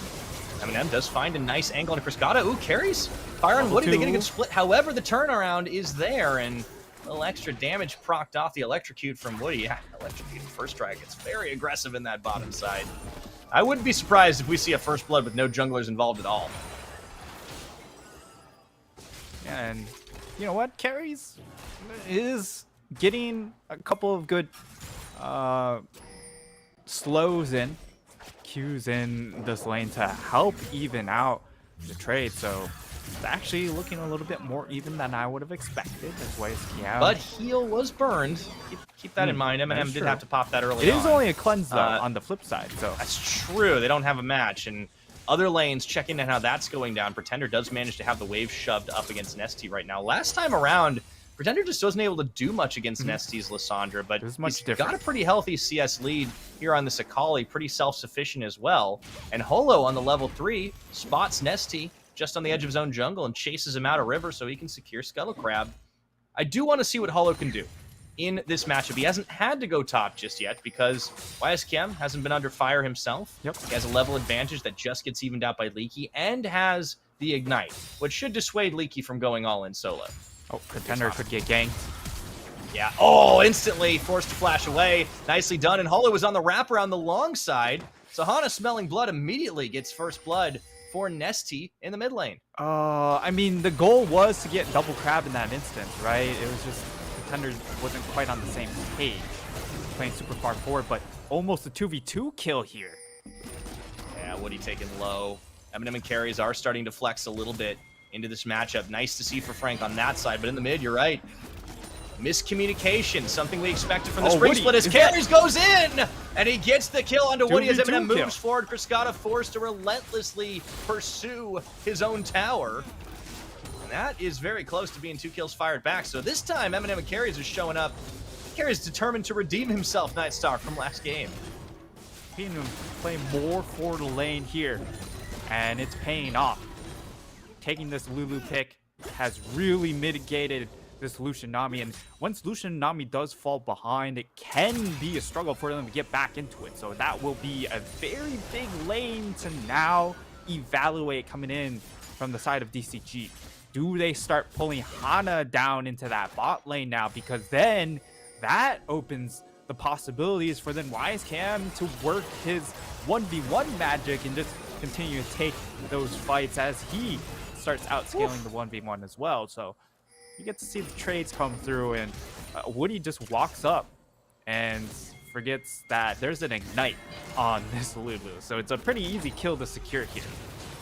The Brush Lulu is the deadliest. Exhaust even burned. He gets flashed out. Doesn't really need to do that, I don't think, but he wants to make sure he doesn't give a kill back to Frescata. Holo, meanwhile, with carries roaming in the mid. So Frank have got back on the board. It's already a much better early game than the last time around, and they're not necessarily facing a timer or working with one like they have with the Jax. YSKM is having a better lane. All around, better things for Frank. But I guess after that last game, there really was nowhere to go but up as YSKM goes in, finds Leaky on that hook shot. But level 6! On level 6, he actually finds him on a timing window. Well done. YSKM with a solo play. Says, how about that? When you don't have jungler to back you up, I can take you any day. Yeah. Oh, and he gets to just take the 1v1 lane. Look at the difference in comfort. Knows the ins and out of the matchup and knows that he is 1 CS away from ticking level 6. So it's just a complete read of the situation coming in from the top laner of Frank Esports, and this is a much different start. Even though the gold lead isn't that large right now, you can already see there's a much difference in confidence level. Yeah, that's a big turnaround already, and I think what's brilliant about this is Holo doesn't even have to be in the top side. He can actually focus his attention down bot. Does not have his ultimate yet, but still would be able to go for a dive setup should he want to, and just going to allow carries and Eminem to push this one, secure a plate down on that bottom side soon enough. Whoa, Chakram stinging a little bit. Eminem goes forward, does get stunned up by the bubble. Takes a tower shot, has to be careful not to go too deep into that. And Holo just soloing out on the Ocean Dragon all the meanwhile. Thunder could get ganked again. Yes, he could. He has the Shroud on, but Hana going to be searching for him. Nesty as well. Shuriken thrown into Nesty. He's out of there. Fool me once. Maybe that's first blood. Well, not going to happen the second time. Yep. Nicely played. Coming in for Pretender. Of course, now level 6. Has plenty of dashes, so extra safety as long as he plays the fight right. And he will be fine. They secure themselves the first dragon for the side of Frank Esports. Extra sustain. Maybe not that much, but it's still a small laning edge. Which means DCG now they need to start looking to open up the map. Move out of these lane phases. Because they are starting to fall a little bit behind, right? The mid lane, a bit rough here. Pretender playing the lane super well. And in that bot lane, Eminem staying even with the Nephilios is exactly where you want to be. Even in this top side, while down in CS has the kill advantage, and of course will outscale in the 1v1. Yeah, meanwhile, Holo sniffs out Hana's attempt on this Herald. Nesty does have the Keeper's Verdict if he wanted to knock him and Nesty away, but with Leaky coming Everyone's coming as well, I don't know if they want this one. Oh, he whiffs it he whiffed. as he gets locked in and pulled back by the chains. Let's see if they can get a bit of playoff. It's Pretender is hunting onto Nesty. They look for this one. Herald still aggroed in this. It actually gets taken, stolen away as Pretender gets the final hit. They take Leaky out as well. Dinner and dessert. Frank Esports come up with it all. Oh my lord. Frank Esports, they get the Rift Herald because there's no smite available on Hana. And DCG misposition themselves to get punished. And Frank Esports get both of the first objectives. That is massive news for them, especially when Pretender gets the Rift Herald. He can get solo plate gold. Ari has a 20 CS advantage. This is incredibly terrifying for them, for the side of DCG to deal with later on, as Holo, I mean, he makes a kind of a big blunder here. Gets CC'd up, whiffs on his ultimate, and while he is able to deny the dashes, it's not enough, but the reinforces are here, and that's the big difference. Man, oh, it's actually the execution used onto Shelly. Boy. And that is huge right now. Pretender off to a flying start. Nesty uses his own ultimate against him and actually does start to chase him down a little bit. Nonetheless, you can see the difference in confidence, the difference in the aggression and the decisiveness that Frank have this game. Still got to be careful, respect that culling damage from Cascada. They do. But whatever the coaching staff said after game one, it clearly has had a positive impact on this Frank Esports side. Yeah, hopefully it sort of rallied the troops to a degree. Carries did get absolutely kind of shellacked in game number one. I like the Lulu answer. Not look to be the main engaged tool. Does get hit by the bubble, but Holo is in the vicinity, and he does have Hex Flash, so he can come over these walls. Yeah, it might be a bubble bursted if they don't respect the possibility. There's some warding coverage as well. It means that Frank can keep track of what's going on down bot, and Hana just hasn't had the same level of impact on the Sejuani flex. He is coming up for lane gank onto YSKM now into a level disadvantage in the matchup, and I think YSKM feeling pretty confident. The Ignite is on, and there goes the Ice Bola into the Hextech ultimatum, but it's his own grave that he digs there. Leaky certainly baited that out quite well in the World Ender. Very, very good punish coming in from DCG, and because YSKM takes the ultimate, of course, he doesn't know Hana's in the area, right? So he just goes in and eats the Bola right after the ultimatum comes out, which is a little bit tragic. Definitely had the ability to outplay if he was a little bit more aware of the situation, but didn't have that knowledge. Pretender with this Rift Herald, about a minute left on it. So we should look for him to really throw it down soon. Maybe he even just goes top lane and they just get more gold into both of their solo laners, but only a minute until this dragon. Yeah, I think Frank wants to make sure they keep their side strong down towards the bottom. So I wouldn't be too surprised if we see the Herald just dropped as a deflection, if you will. But it wouldn't get a whole lot of value out of it, so I'm curious to see what the choice ends up being. 12 minutes about to hit on the game clock, and it is a dead even gold game with the Dragon advantage to Frank, but also a confidence advantage to them. They have been playing out so much better in game number 1. The buys start to come in. Gale Force picked up by the Aphelios. There's Rift Herald in the mid lane. Pretender just going to shepherd that one in and actually dives Nesty under the tower for a second. It's going to be a few plates his way. Solo gold as well. Yep. That's a kill's worth of gold right there. So, I mean, even more, right? 480. A lot of extra money going into his hands. We'll see what he can complete off the proto of belt this. soon, or the rocket belt rather. Yeah, because he did opt for the early Oblivion Orb to try and cut down a little bit of sustain coming in from ST. It does prevent him from getting the item completion on his Mythic, but he does have more components than Nesty. Yeah, he's got a lot of pieces at the moment. ST definitely gets set a little further and further behind. Deep Cross not keen to let this Dragon go for free. On the side. Are going to muscle in here. We might be in for a flip as Kriskata hops in the Blast Cone. Culling channel is out, and Hana whiffs on the ultimate, but they do find Pretender with the perfect execution. He is able to stay alive and dodges the bubble as well.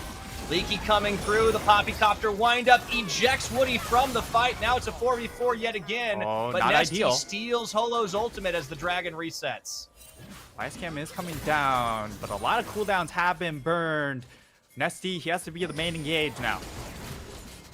Waiting around the backside of this one, Pretender looking for an execution of his own. If he can find it, Dragon's re-aggroed, staying on. Leaky flips carries, and here we go. The wallbang doesn't quite connect where it wanted to, as the Moonlight Vigil isn't quite going to hit hard enough. YSKM looking for a flank, and here's the wind-up. Does whiff on the flash burned. And what a Dragon dance we really have. This ain't HPL Max, though. Yeah, more and more cooldowns being burned. Leaky now. Here we go. They're going in for this one, and here we go. Onto the back line. They find Kriskata. The Hextech ultimatum don't quite take him out of the fight. Dragon down to 700 hit points. Smited away by Hana. Frank lose it at the last second, but don't lose any of their lives. Oh, that was such a huge fight. The game could have just shattered wide open right there. DCG, they managed to get themselves a second Dragon, but look on the flip side, Frank Esports, they have lost pretty much all of their summoners. And DCG, this is a big opening, right? You can look to just keep fighting because of those missing summoners or summoner advantage. That could be massive for them to change this small gold lead and about 300 gold into something much, much larger, much more damning. Let's see if they recognize the window that they have to work with here. Herald on the Rift. You see a swap down by Frank as YSKM takes to the bottom side, facing off solo against Nesty. No plates any longer. Nesty actually finds him on that abscond there. YSKM, I think, might have met his match in that 1v1. I mean, it is the crown completion, right? So it will mitigate a lot of the damage, but now that that has come off, the kick does just a little bit more. Oh no, Nesty stole the ultimatum, and he's got the adaptive defenses, but I don't know if he's going to stay alive long enough for a Holo to get there. Maybe he will. The hookshot bait buys time into the wallbang, and Holo gets the kill on that side of the map. Deep Cross, a little too overconfident is Nesty there. Yeah, and at the very least, Frank Esports are starting to play the two-man game with Hollow and YSKM. Understanding, hey, whoever shows up, we can just kill him because we have Poppy. Both of these solo laners are dash-reliant solo laners, so if you get on top of them with that Poppy, they cannot get away from you, and with the deletion power and easy execution of the Camille ultimate also pays dividends.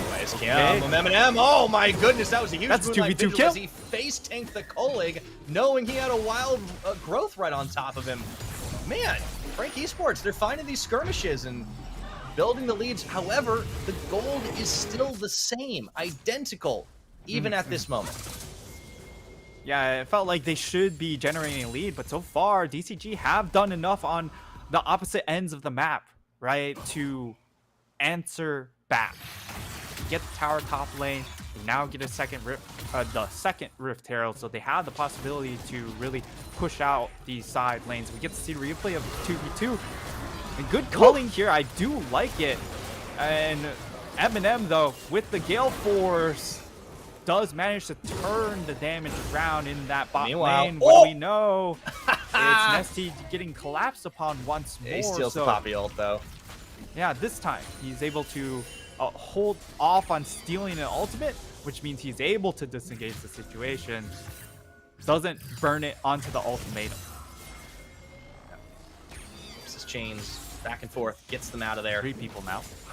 Yeah, YSCam, Hollow, Pretender, all here. Carries as well, was in the area as the rotation will head back towards the mid lane. I think we could be in for a little longer one this time, Nightstar. Yep. And this is also a big spike for carries, right? He has 2 kills to his name, but he's been able to get a big ticket item off of it, the Moonstone. That's going to add a lot more sustain for their team, add extra layers of shielding.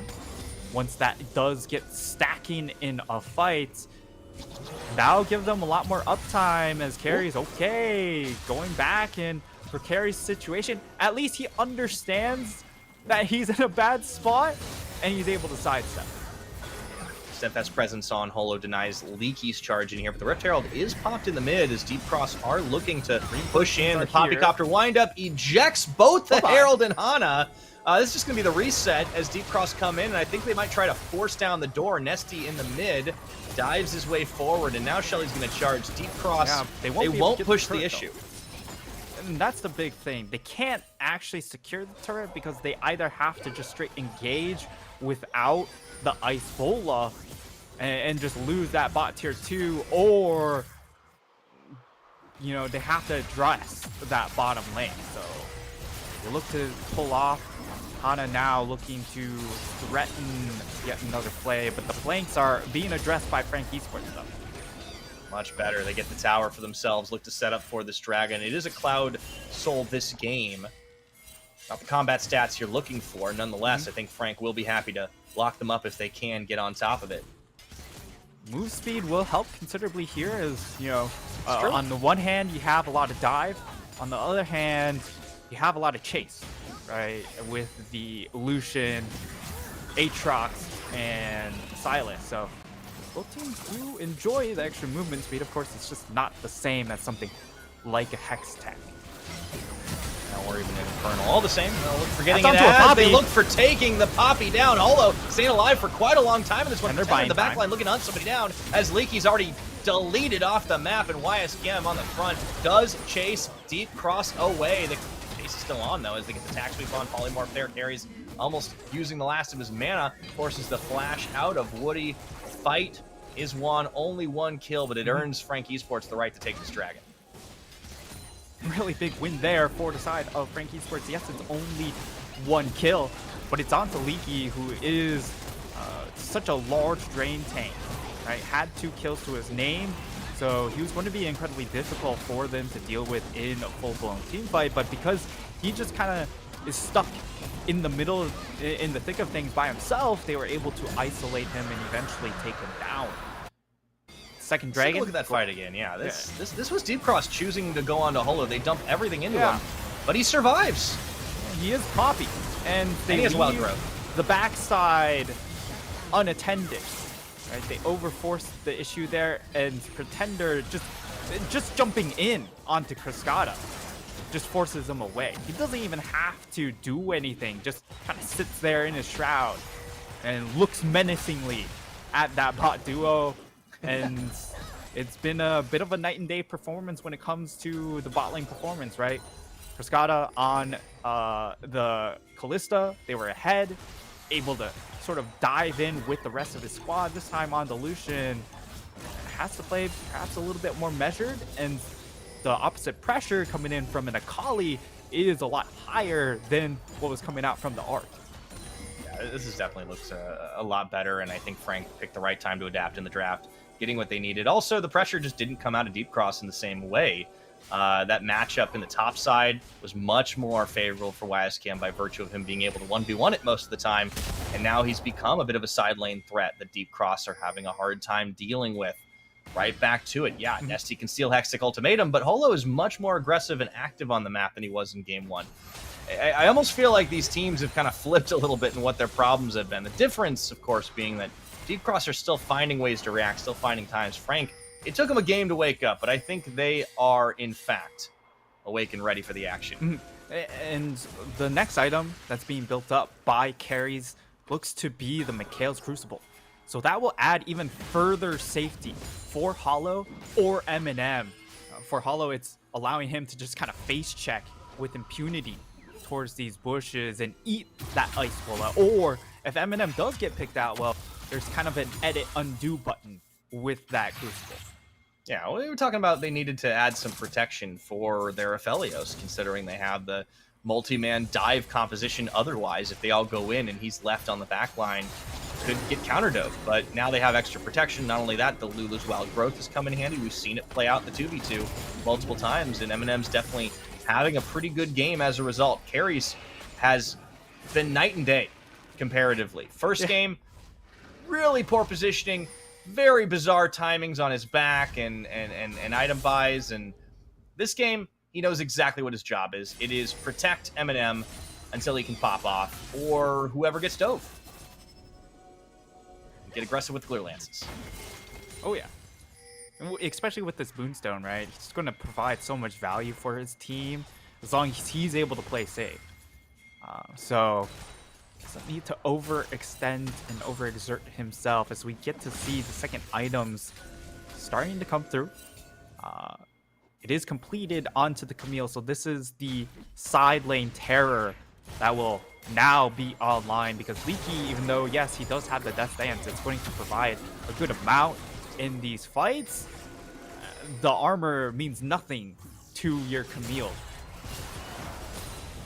Deep Cross still trying to knock down this first outer tower. They will be able to get it to go in and find Holo, but again, he's tanking through the Steadfast Presence, doing so much work, but finally he falls down, and now YSGM comes through. They say it's our turn to fight, but Deep Cross coming right back in. They knock him out of the fight. They take Pretender and Eminem down, looking for more, as there was nobody left to protect the carry, and Carries is the only one who survives. And wouldn't you know it now, Nightstar, turnabout is fair play, and the Baron is on the menu. And BCG, they pulled the trigger when they know there's no flank coming in. The teleport from YSKM is not fast enough, so it allows them to dive forward a lot more aggressively in that situation. And they were also able to finish off Hollow. This time around, Frankie Esports unable to keep their jungler alive. And then that's where things do break down for Eminem. He can't walk forward as aggressive as he'd like to anymore because he doesn't have that front line. This was the concern for me for this Aphelios when we saw it come back into this game, right, in the draft, because in game number 1 he didn't have good protection and suffered a lot, couldn't walk up to get these autos. And once more with all the CC coming in, yes, he is getting some autos in, but it's on to Nesty. He isn't able to auto priority targets. And when you lose Hollow, the other champions aren't going to frontline for you. Yeah, knocking Carries out meant that they really couldn't add extra protection after the fact, and really nice decisiveness from Deep Cross Gaming. They just forced the issue and managed to burst through just mountains of shielding and get the fight win they were desperately looking for. Gold flips to their favor. They have Baron buff on 5. All of a sudden, they're right back in the driver's seat, Nightstar. Hana also going for the Knight's Vow here, so just trying to make sure his AD carry can play a little bit more risque, right? Because of the extra damage mitigation coming in from the Knight's Vow will help in keeping Frescata alive. And now YSKM out on the side will be able to hook the shot away. Is Baron power play coming in from BCG, and this is where they can just break this game open. Side of Frankie Esports, they do have to be really, really careful with their approach. Yeah, they do. Might need to bring Pretender in on that teleport play, and here we go. They get the stun lock onto Holo once again. The Moonlight Vigil comes through, doesn't do nearly enough damage as the Hextech ultimatum is fed off back at the teleport. Holo on the front line, taken low, taken out. The TP now comes through for Nesty, and they will look to keep charging forward. They've got CC chains of their own as they just lash it back and forth, taking 2 kills down and break the base open. Deep Cross, they had a rough ride to this one, but all of a sudden, Give them a few inches, and they take a mile. Looking to close this game out as Eminem already down to half his hit That's points kill. and dove in by That's Nesty. it. Taken Game out. 2. Nesty going forward again and makes himself golden for just a few seconds. Pretender can't even get safely back to Fountain before he's chunked almost down to 0. And I wait. think this is almost going to be game. Low But health wait a bars. minute. Hana gets bursted down Their as they healths are are low. forced to back away. Deep Cross wait, realized they huh? overplayed their hand. All right, give me the zoom. Yep. They even put 2 wards on top of them. Oh boy. All right, that was a little hectic. Everybody back out. We'll reset. We'll start again. Let's take a look at the damage as the dust has settled, Night Star. Currently, that game was very close to ending, but the death timers weren't quite long enough for Deep Cross to do it. They get a Well, the little health too bar. aggro. Let's take a look at this. Let's take a look at this play again from the very Yeah. beginning when it looked so good. Cascada opening up with the Colleen. This is what makes Lucian good, is that when you run first strike, you just have to be super proactive with your ult usage, going in, get a bunch of chunk damage, and decide of Frank Esports to try and continue the play. They just don't have much staying power, especially against the extra Baron stats coming in from DCG. They have the gold advantage, and again, Eminem, he can't do anything in these fights, and it's not really his fault. It's just the fact he doesn't have a front line to play with. So, Well, the backline's diving him pretty well. Nesty doing Yeah. great work with the perfect execution. But then the focus gets split. We didn't even get to see it because tanked a lot of it looks tower like shots. we have another fight. They did take way too many. And Holo is taking a lot of damage as well. Dead. Even through shields, not much he can do here with the knockup. Cascada takes him down. That Lucian is coming out swinging in the later stages of this game. And now Deep Cross keep on sieging, even with the Baron gone. They find Eminem pulling channel. Here comes Biascam and Pretender, but even with the chase down, he Mager Cascada, who cleanses out, but the rest of the cavalry is right behind him as he tries to bait them out off the sides. Eminem takes Woody down in all of the chaos, and you can see the Nestty's Pretender's here. going to fall as well. Now carries an Eminem, trying to do some damage as YSKM rejoins the team on the hook shot, pulled in, but the damage seems to be there for Deep Cross Gaming. They keep the chains and trains rolling. Cascada with another kill. Nesty Diagras himself. Oh, You okay, can see that's a the big shutdown in shutdown. the back. YSKM gets it, but Nesty takes him down anyways. And oh boy, it is a boxing match here as the TP comes into the tower. Should be the game. Polo, Leaky taking this one out. You gotta think this is the end of it. surely, with the waves already in the base and only 1 tower left to defend, Defender is up in 8 seconds, but I don't think that's going to be quick enough, as there is not much HP left onto that Nexus tower. He will respawn in time to see that Nexus explode. Whew. Based on the way that game was going, it looked like Frank were going to lock it up for a good 25 minutes of it. But then Deep Cross find a couple of fantastic fights, turn it into Baron Nashor, go almost all the distance, and even when they get forced off, as soon as we get out of the replay, it's right back into it again, and it showcases the decisiveness that this team has, the redemption story for them to bounce back after a shellacking at the hands of Mega Bank Beyond Gaming. Well, Nightstar, they're on the verge of repeating their spring history when they 3-0'd Frank Esports and shut the door on their playoff hopes. It was a bit of a different Frank Esports, but it looks like it might still be that same result. As Deep Cross Gaming, they really just... It was a very quiet game number 2. It looked like it wasn't going to be the same game scripts because there wasn't as much roaming tools coming in from DCG. And the game script was different. It wasn't about out roaming the side of Frank Esports and out macroing them. It was about brute forcing these fights. They saw the 4-man group up and it was like, well, they can teleport in, but if we just go now, the teleport won't arrive fast enough and we can just finish the fight before then. Yeah, Frank Esports had a lot better, I think, individual performances this time around than Game 1. We saw them stepping up in skirmishes. We saw the 2v2 holding its own against Solution Nami lane and, in fact, winning. Carries definitely was much improved. This Kali was starting to become a terror, and YSKM was getting on a roll with the side lane. But Deep Cross Gaming showed that they were greater than the sum of their parts just when it seemed like the Lucian Nami fall-off was going to happen and they didn't have enough damage anywhere else on the map.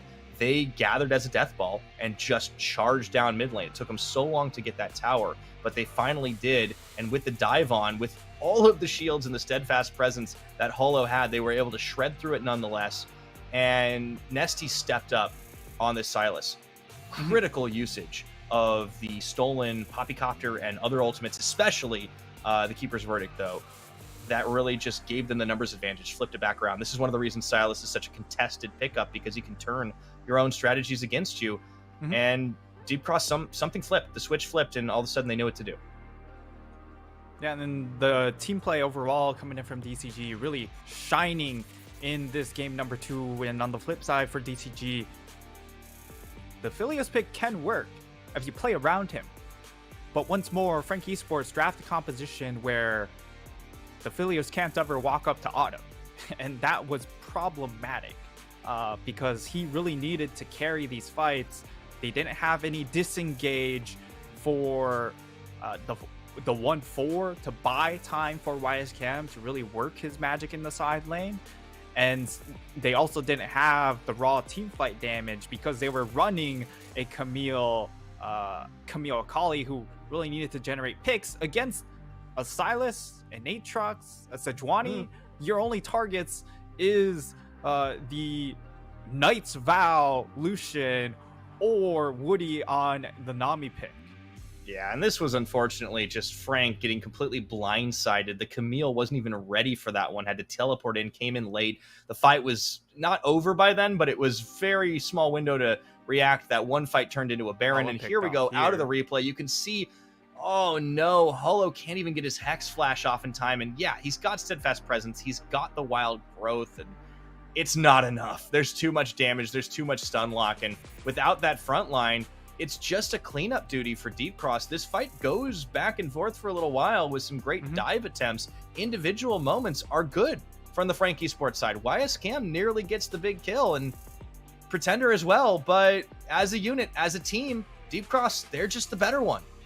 Yeah, they were able to find a couple on the back end, but then once Nesty shows up, the rest of the fight's kind of just done and dust.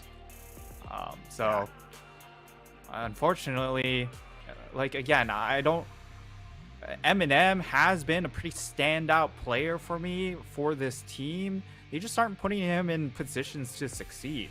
Like, no matter how good your positioning is, it has to be like you're looking at Prince levels or Viper levels of performance to actually be able to get value out of that Philios. Yeah, it's a difficult situation to be in, and even so, Frank, this was a much better game for most of it. You can see the moment when it's a massive drop-off, when they just lost a couple of back-to-back fights, and really not even fights so much as they just lost Holo way too fast, because Deep Cross realized they could dump everything into it, and found those angles in the 5v5s, and in some cases 5v4s that Frank really shouldn't have allowed them to have. Some of the drafting is to blame for that, surely because they weren't able to protect the Aphelios adequately, but he wasn't even the first or even second target in a lot of these fights. Deep Cross just blew through the front line.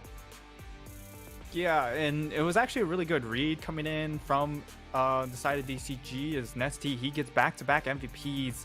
Wow. Definitely very, very good in team fights. We've been critical of his lane phase. That has also improved a lot in this summer split. And as a result, you've seen Deep Cross Gaming sort of take that next step in their evolution. They still need one more, though. They do. They get that 3-0. They'd repeat spring split history. But, man, Nesty has stepped up so much in these two games. Obviously, it's the entire team that's been playing well around him as well. But I think the Sylas has to be looked at as a potential ban now. And again, Nesty back on form does spell a lot of trouble for Frank Esports as they are on the verge of being knocked out in a clean sweep. We'll see if they can stay alive in this next game right after this break. CTBC Bank is Taiwan's top financial institution, but we're not stopping there.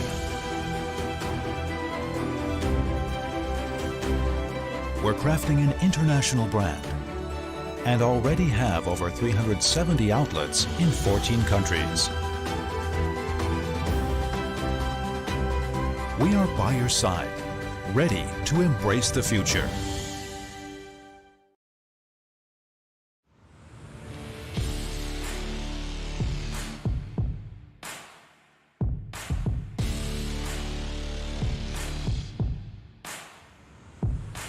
I'm taking my pain away, nothing else more to say.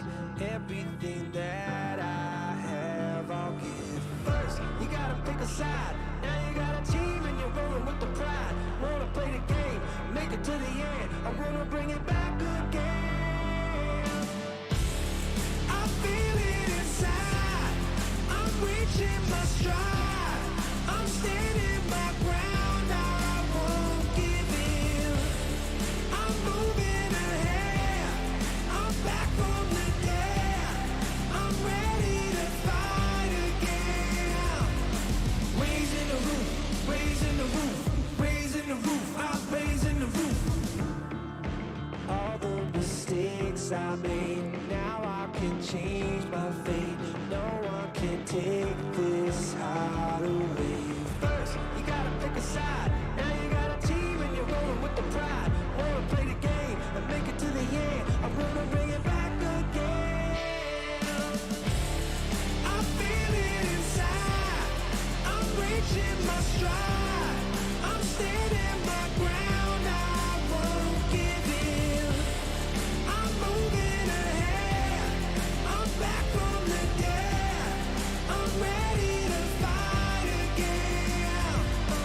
Raising the roof, raising the roof, raising the roof. I'm raising the roof, raising the roof, raising the roof, raising the roof. I'm raising the roof. Find another way to fight another day. Find another way. Find another way to fight another day. Find another way to fight another day.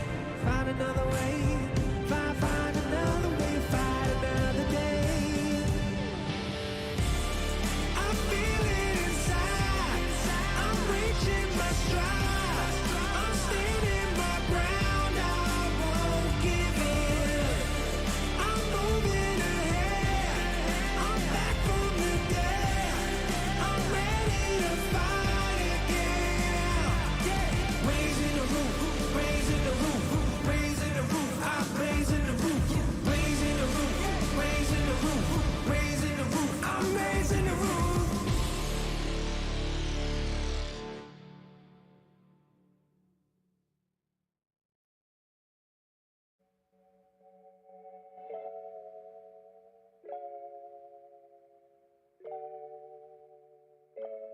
How long can it last, you ask me? As long as you want, if you give it a try. But you still got a past, you ain't past yet. You gotta let go and leave it behind. Can you tell me now, baby? You gotta let me know. If you're all in, can you say it aloud, baby? You gotta let me know. So just say the words. I know that I can't get enough. I feel the vibe every time we touch. Oh yeah, you can decide. And who you trust. Give me a sign if it's right, then we can climb on waterfalls.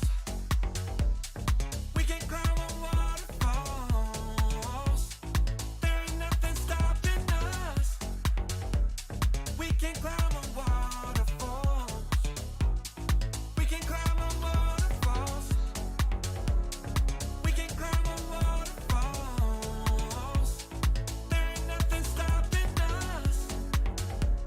We can climb on waterfalls.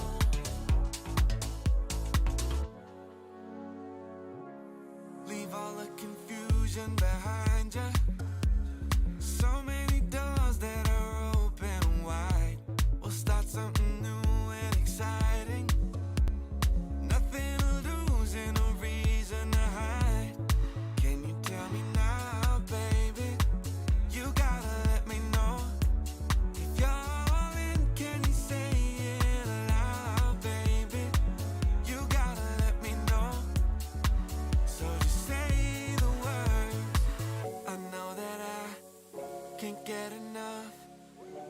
feel the vibe every time we touch. Oh yeah, you can decide and who you trust.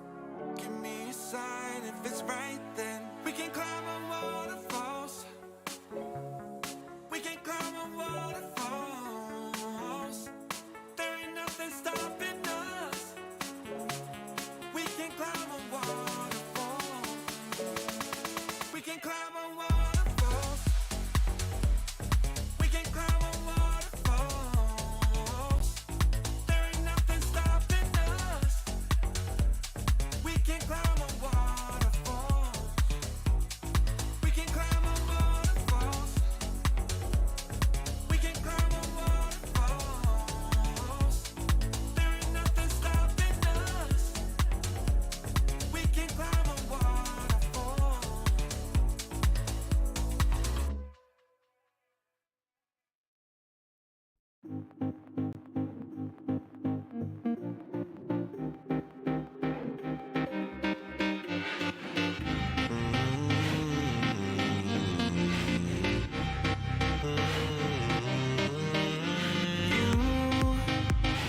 Promise that you give the most, and it started out like oh so close. Now it's hard to keep you on the phone, on the phone. No matter what I do, you're never satisfied. You don't believe my words, although I never lied. Are you a devil in disguise? I don't get why you're so heavy on my mind.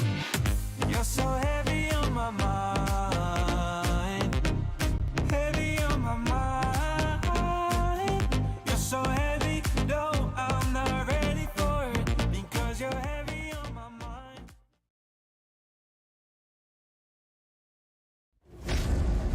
就要被离开给显示，完了，德国军推到3个，都推到4个，这边的就是一个2打3的画面的 triple kill。电子助攻就要被离开给显示，完了，我们的 Rush 看起来被打得好。但是自己被这个线给弹回来，又是 Allen 整个壁咚，准备要在这一波将这波人全员冲掉。差了一个位置，又是第3个，我的天啊！咱们拿了一个搭手，开始持续的追击，现在的话瞄准他的 triple。被波手他换了一个治愈，多你一个治愈之后就被点输了。一个红魔的一个推，拿着扶桑毛病向我把小林给推了回来。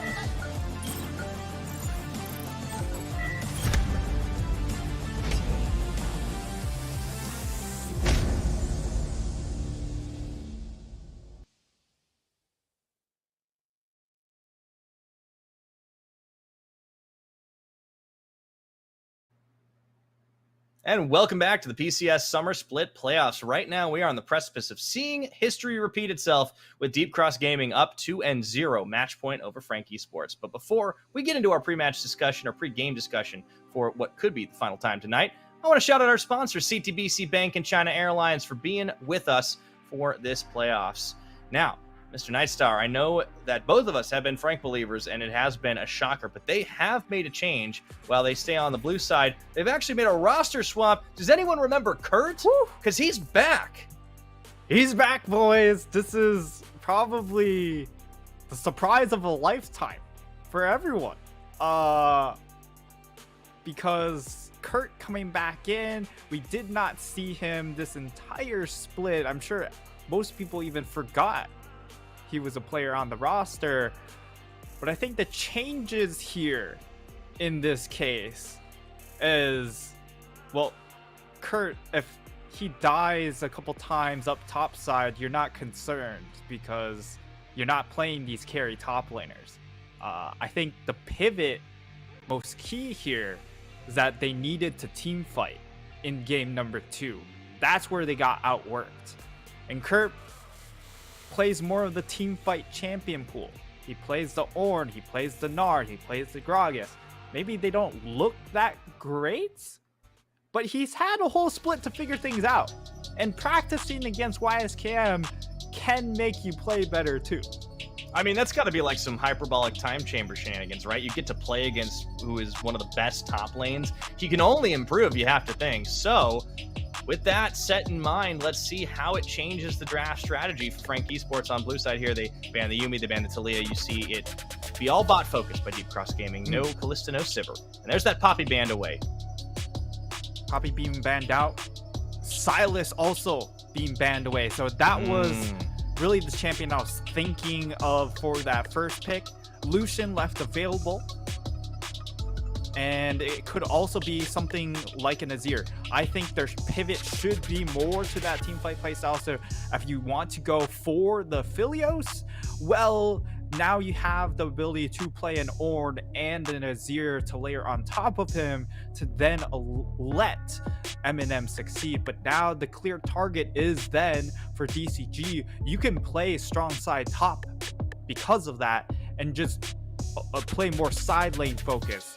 Get the Mordekaiser in his hands, in the hands of Leaky, and just own the 1v1 up top side and transition that into a 3-0 sweep.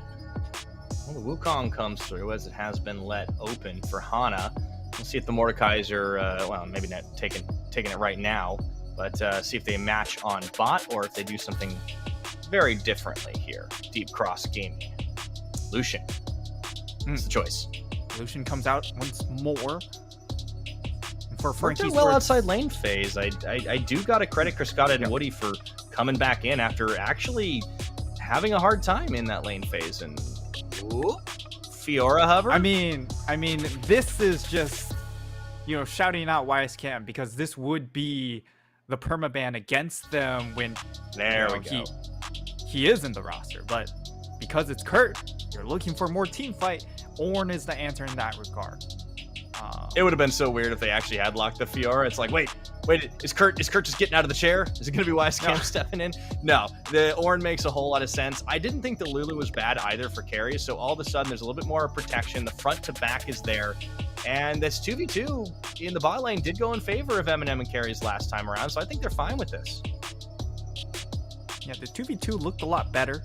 Now going into the second phase for Frank Esports, they might need to ban away the Fiora themselves because Leaky could, I'm not sure if he has it in his wheelhouse, but that is certainly a possibility, and there's really not much Ornn can do in that matchup anyways.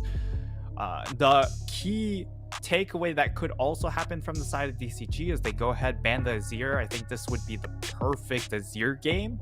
Right, you have some playmaking potential with it, with the shuffle early on, but then you also, because you have the Ornn and you have the Philios, you just play front to back and you most likely just easily win these games, especially when you have more range than something like the solution pick.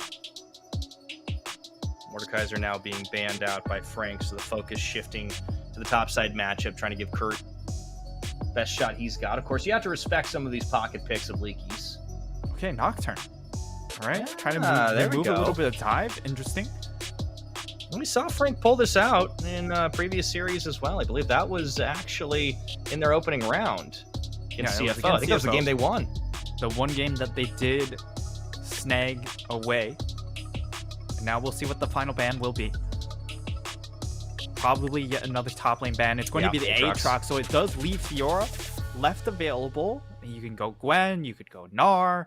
If you want to be more lane dominant, Gnar makes a little bit more sense. It's going to be Gnar. It's going to be Gnar. Shirley. Just taking the time, and there's the lock in. All right, cool. All right, so what do you add to this? What do you give Nesty to round things out? You have the counter pick now. Here you can look for an engage angle. You could go for the Lissandra. Depends on the lane, of course. And for Frank Esports, you're looking for just more team fighting champions. Okay, if that's what you want, then I do not dislike the Trundle in this particular case, though. Trundle's not an issue either, right? Because if Lucian does dash forward, you throw down the pillar, and Lucian has no escape tools left. It does offer, of course, another piece of terrain for to slam you into the wall. And there we go. Yeah, this clearly needed to be the adaptation, is just lock up the Azir. They had the option to play Azir in the previous game. They opted into the Kali, did not work out whatsoever. DCG, this is last pick for their mid laner, and it goes to the Ahri. Once more, I look at DCG's composition. It's all about this early mid game because of the playmaking potential and early team fighting. But late game is very, very much in favor of Frank Esports, and it's not like they don't have the tools to team fight earlier as well. It's going to come down to execution, and I think for Frank Esports, they have struggled. A little bit of a failure to launch in Game 1, and Game 2, just getting blindsided in a couple of key fights, ended their hopes prematurely. That's why they find themselves about to get clean swept and have made this change. Put Kurt in, much more team fight oriented, and giving themselves a much better front to back in a late game scaling. We will see if it's enough for them. If they can survive the early game, come right back into it, they would have to reverse sweep this one, Nightstar. I know you still got the faith. I do have the faith in the adaptations. It's just a matter of execution because we saw adaptations come out in game number 2. They weren't able to fully execute around them. DCG as well adapted to those changes in game number 2 and adapted really well. Now it's going to be more of just kind of headbutting each other. I think that's what it's going to come down to because these are very much compositions that do want to clash head on, but Frank Esports, like, I love the scaling on this composition. Can they hit those breakpoints is the real question. And can they survive it out in the landing phase, right? Because they are playing a little bit on the weak side, at least in that top and potentially, at least in theory, in that bottom. But they got the better 2v2 last time around. So I think Frank have to be feeling at least a little confident in that arena, despite the fact that they are down in the series. Remember what these teams are fighting for. This is an elimination match. The lower bracket, the winner moves forward to face off against whoever comes out in the brawl between PSG Talent and J-Team. And the loser goes home and does not have a shot at Worlds. As we get onto the Rift for this game number 3. Game number 3. Frank Esports, they need to reverse sweep in order to continue on in the bracket. And the most important change here, not just compositionally, but play-wise, has to be them getting deep into DCG's jungle, getting tracking down onto Hana, because that's what Beyond Gaming were able to do non-stop. It was Kusha, one of our best tracking junglers, constantly invading with the rest of his team to set up bot side coverage and prevent Cruscata and Woody ever from playing the game, able to set up dives. And that's why Beyond Gaming were able to just wipe DCG out of the upper bracket so quickly. Maybe they've learned from that one.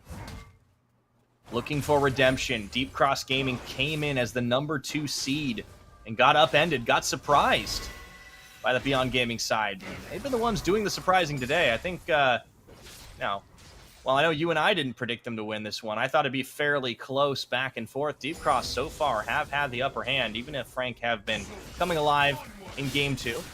Pretender now turning around damage on Nesty, finding a lot on the Sand Soldiers. Nesty doesn't look quite as comfortable on the Nine-Tailed Fox, it seems.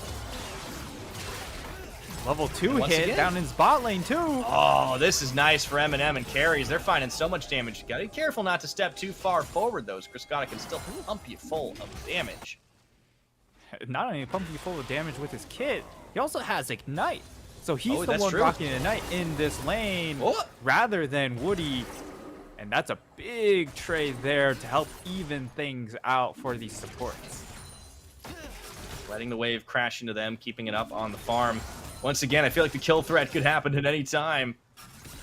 Yeah, and of course the key target is level 2 is still in favor for Aphelios Lulu, but when level 3 ticks, that's when there's a ton of kill threats coming in from Woody and Cruscata on the Lucian Nami. So Olo doesn't that's want to a let big that target happen, point.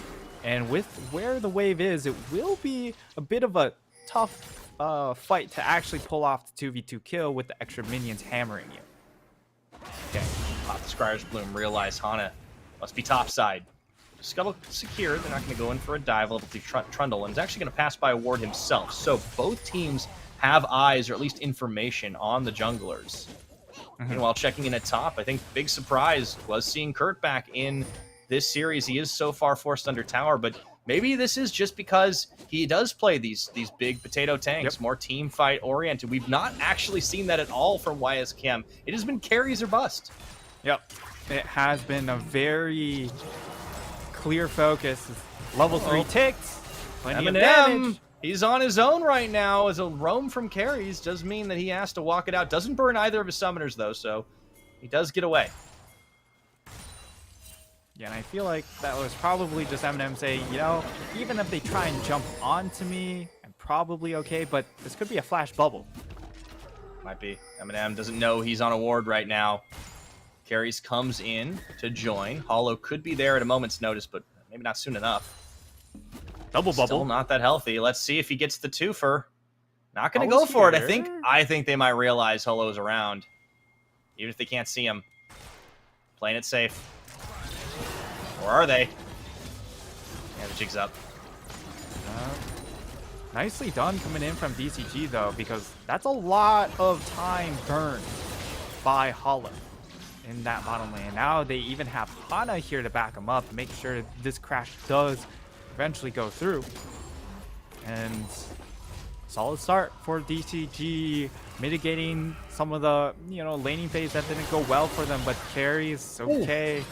Big burst of damage. The bubble is going to land on Eminem. Not able to really punish him more for that. Yeah, they're out of mana on Cascada, but Hana can show up and threaten the dive anyways, which means Eminem and carries have to back away, and that might result in a plate. Result in a plate. Also might result in maybe an early dragon. As so far, Kurt is holding up, you know. Of course, he is on the Ornn, so laning shouldn't be an issue, but level 6 dinged by Leaky. He's not mega, though, so he doesn't have the ult available. That's why Kurt's still fine in this position. He's held his own pretty well. Absolutely. I think it's, you know, it would be easy to look at the differences kill target between here. Spring Split and conclude it could be a problem, but they do combo up. Even though the Ram Jam doesn't go through, a flash chomp means Holo gets first blood. Easy setup for Frank Esports. Yes, the miss ultimate is actually going to cost Hollow decent chunk here because he has to expend the flash to secure the kill, but you'll still take the kill nonetheless, and it happens topside. Yeah, certainly. However, has to feel they need to transition into more Pyra. We need to see Hollow get aggressive into the enemy jungler because so far not a lot of pressure has been applied onto Hana. He will still be able to farm up, get level 6, and become that better team fight champion than the Trundle later on. That's true. That is where the scaling maybe flips a little bit in favor of Deep Cross, but the late game still definitely feeling good for Frank once they get there. If they get there, it hasn't been the case, guaranteed for sure. However, early in this game, Nesty, Hana, looking for Scuttle Crab, Hollow, and Kurt are there as well. Yeah, I think we could be in for one. Blue buff aggro, there's no Herald. I mean, they're not necessarily fighting for anything, they're just fighting. Leaky almost has that big Gnar, and I think they might just try to contest this one. Smite down, nope, secured. But he can't gift it over to Pretender, and I think Deep Cross will take that. Yeah, it's a blue buff denied away from the Azir, and it's also just the extra gold from the crab. Dash into carries! Oh boy, takes a lot of damage as they miss the bubble. Eminem doesn't have Moonlight Vigil. Cascada realizes he's got to back away. 3 summoners burned by them. Tried to secure one of those kills, and they get neither. And now Red White shows up, so kill pressure does sweep. Well, Pretender, he gets to sweep himself. Nesty, that's a charm. However, Hana's here, not 6. Hana's here. Okay.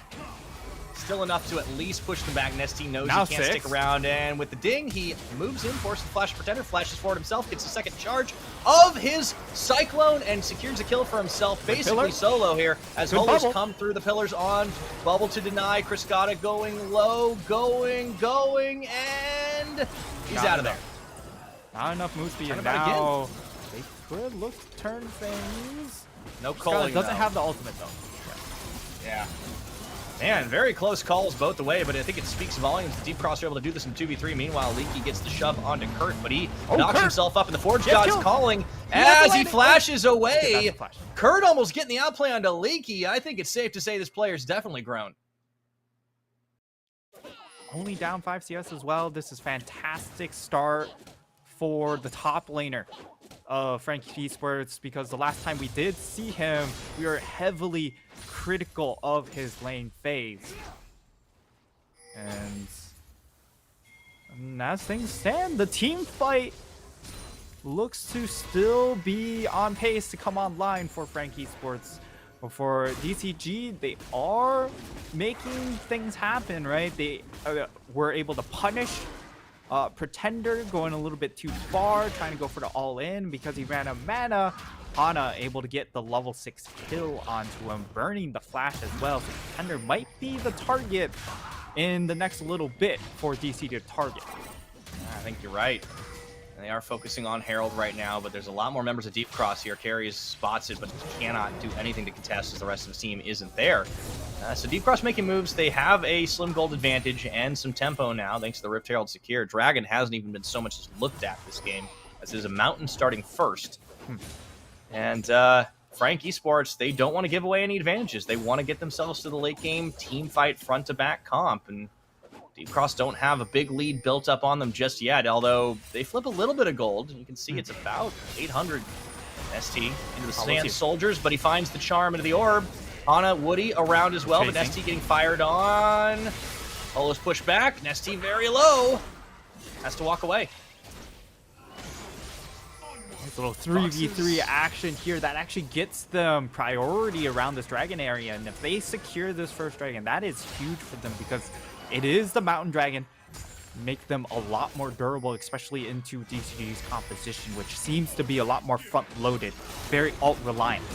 You can survive that first burst. That's that pillar up there, and he tries to fight it out, but he knows he's a dead man just to get as much damage as he can before he goes down. Hollow clubs him to the head, and now should be Dragon. Frank's back on top of it. Yeah, should be. I think they might be eyeballing the tower instead, looking to shove the wave and get themselves plates. Oh, it's just going to be a reset instead, knowing that, hey, Eminem's heavily chunked, but it also means they won't be able to turn for the dragon. It's just going to be a reset of the situation, and we will have a revisit down into this bottom half of the map once more. And the key cooldown is how long are we able to stall things out? Because top laners are starting to get close to that teleport being available, right? So if we buy enough time, maybe we just bring both of these teleports in. We know Kurt is very willing to teleport early on to make sure he is there at the start of the fight, and he is on the Ornn. So his showcase, of course, is using that ultimate in teamfight settings. Yeah, and he's getting himself up in the tank department as well, right? Completes his level 2 boots, is already sitting on the Warden's Mail and the Bomby Cinder. So, you know, kind of a couple different item components. He's just walking down. He's getting the value, and actually, yeah, taking the long route. All right. Hey, it's good for you. The other possibility is we just walk straight for this objective. Oh, we secure it quickly, and then I can just teleport straight back to the tower. So that's another way to approach this fight from the side of Frankie Esports, and that's what it looks like they want to do. Hollow with the pillar can cut someone off, doesn't get the right angle though, as Woody will be able to walk away. And now they have knowledge that Kurt is here, so for Frankie Esports, they have to start it now. They are going to do it. Should be able to secure that one, and the teleport's channeled by Kurt to come back and try to catch the wave. He'll be able to do it, but pickup. Nonetheless, great pickup. Yeah, Deep Cross, they weren't really expecting that, but they do stop themselves from going down in the ensuing fight. However, Carry's taken a little bit low, and the Rift Herald popped in mid. While Pretender wasn't quite there, it means that it gets a few extra swipes. Yeah, gold into, I believe, Hana's pocket is looking for the collapse here. So they have numbers advantage. Hana is in that bottom side, and now Nesty starting to make his way over. This is what we didn't see before when he was playing the Ahri. Now he's going to have that opportunity here, and it does look like they'll just walk away. Eminem, this time around in a repeat rematch of this dual lane, not looking as great as they did in game 2. No, and I think also the Gale Force being completed first by Criscata means that he can't quite fight it out the way he'd like to. That another plate nearly falls, but they'll save it. And Deep Cross Gaming, they're stacking up gold, but they did lose out on that first dragon. It will be a Hex Tech coming up next. And speaking of plates, Nesty was able to get quite a few for himself on that Rift Herald drop in the mid. Not bad. Yeah. The big thing here for Frank Esports is that they're not that far behind, and the Mountain Dragon stats will also help mitigate the gold differential as well. So they still feel like they're in a comfortable spot to still hit those team fight marks. That second dragon will of course be really important because that's where they'll start getting these items online, and maybe when their scaling plays a bigger factor. Of course, at one item, definitely not the same as DCG's one item. No, that is definitely the case. In Deep Cross, they have to play within a timing window. Worth reminding everybody, the composition that Frank built, it is meant to accelerate into the late game. They have a great 5v5 when it comes down to it between the Azir and the Aphelios, and everything else in between. Everyone fighting over this red. The bubble does land onto Hollow. It doesn't really matter much as they were looking to fight over this red buff. And Deep Cross realized this isn't an easy pick. They're going to back off and let that one get secured by Hollow. A lot of fights over blues and reds and jungle objectives this game.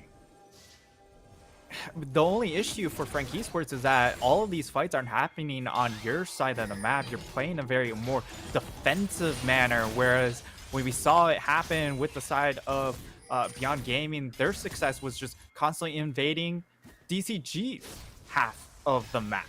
And that slowed down Hana and his jungle and forced them to play a lot more tempered, right? Because if you're constantly getting invaded, you never know when there's a 4-stack in the bush. So it requires you to play a lot more measured, and that's what's happening to Hollow, even though he has a 2-kill advantage. Yeah, may not last too much longer. The root and charm does land. They actually pump some damage into Pretender. Nesty starting to find his footing on this Ari. Didn't look quite as comfortable in the lane phase, but now he's opening right back up, and they will move as a unit again. Deep Cross, this is their strength. This is a team that just understands how to make map movements together. No hesitation from them. Very clearly, they have been picking up a leaf out of the CFO book, and Pretender getting caught forces out the wild growth. That's an opportunity for Frank to fight it back, though, as they keep him alive. And Ornald up. Moonlight Vigil spent, doesn't do nearly enough. Nesty does get taken a little bit low, and Frank still forced him to choke. Means that Cullen can come out, flips M&M. Herald looking to reset. Ooh, actually gets picked up by Frank. They catch it. Now sides have sort of swapped. It looks like a DCG, they'll let them have the second Herald, but they will take this mid tower and stay. Looking for it. The Emperor's Divide does actually push onto Han, and he gets taken down in the aftermath. Meanwhile, that's a 2. M&M takes out Criscata. What was happening on both sides of the map? Deep Cross, I just praised them. What about a caster curse? They split focus and lose out both sides. Yeah, not only that, they get the Rift Herald, they'll be able to get this mid tower, and that will also allow them to reset with this extra gold to then come back and contest this Hextech Dragon, which is massive, because if they're able to steal away this Hextech Dragon, that would be them well on their way to getting to that team fight phase. Leaky trying to break the tower will be able to do so, but now maybe Kurt, low on mana, will try and take the 1v1. It doesn't look like it. Leaky, of course, with these hyper stacks, will be able to slowly chase him down. Yeah, I think he's got him in the solo. Leaky does manage to take down the Ornn at the very least, so a consolation prize. Does burn flash for flash, as you're right. The reset comes through. Frank, though, on their own reset, not nearly as fast to try and set up for this dragon. Let's take a look at the fight from this perspective. And it was Criscata that gets bursted, and M&M finds a final shot even as he flashes to what he thinks is safety, as we had seen the other side of it with Pretender getting the outplay there. So, Deep Cross do get in position for this dragon, and they'll steal it away from under the nose of Frank. Yeah, of course, the Ornn not quite respawn. Oh, dash and M&M. Oh, wait for him to burn his own cleanse before the charm lands. What a brilliant layering of CC. Nesty opening up. Great use of the chain CC coming in from DCG. And the teamwork is still there. They are finding their moments, and M&M gets picked off once more. Deep Chain CC Gaming, apparently. As we have an Infernal Rift hitting the map now.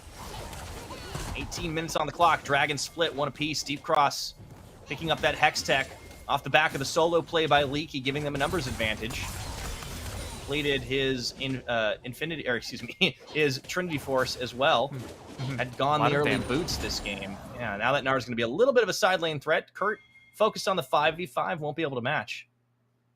Yeah, does have his mythic completed at the very least, so you know, even though he is down 50 CS, slowly but surely Leaky is gaining advantages, but at the same time, you know what the Ornn will be able to do in these fights. And he didn't give away too much during the early phase, which has been the more critical part. Now, you see him falling more and more behind because he is making these rotations. He is trying to help out his squad. And once he, as long as he's able to still catch EXP, that is still going to be a big factor because then he can start donating those Ornn items.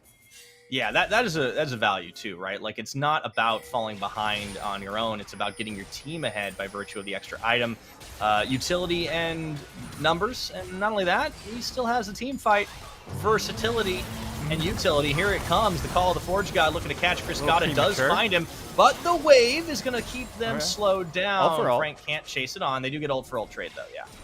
Ult for ult trade, not too shabby.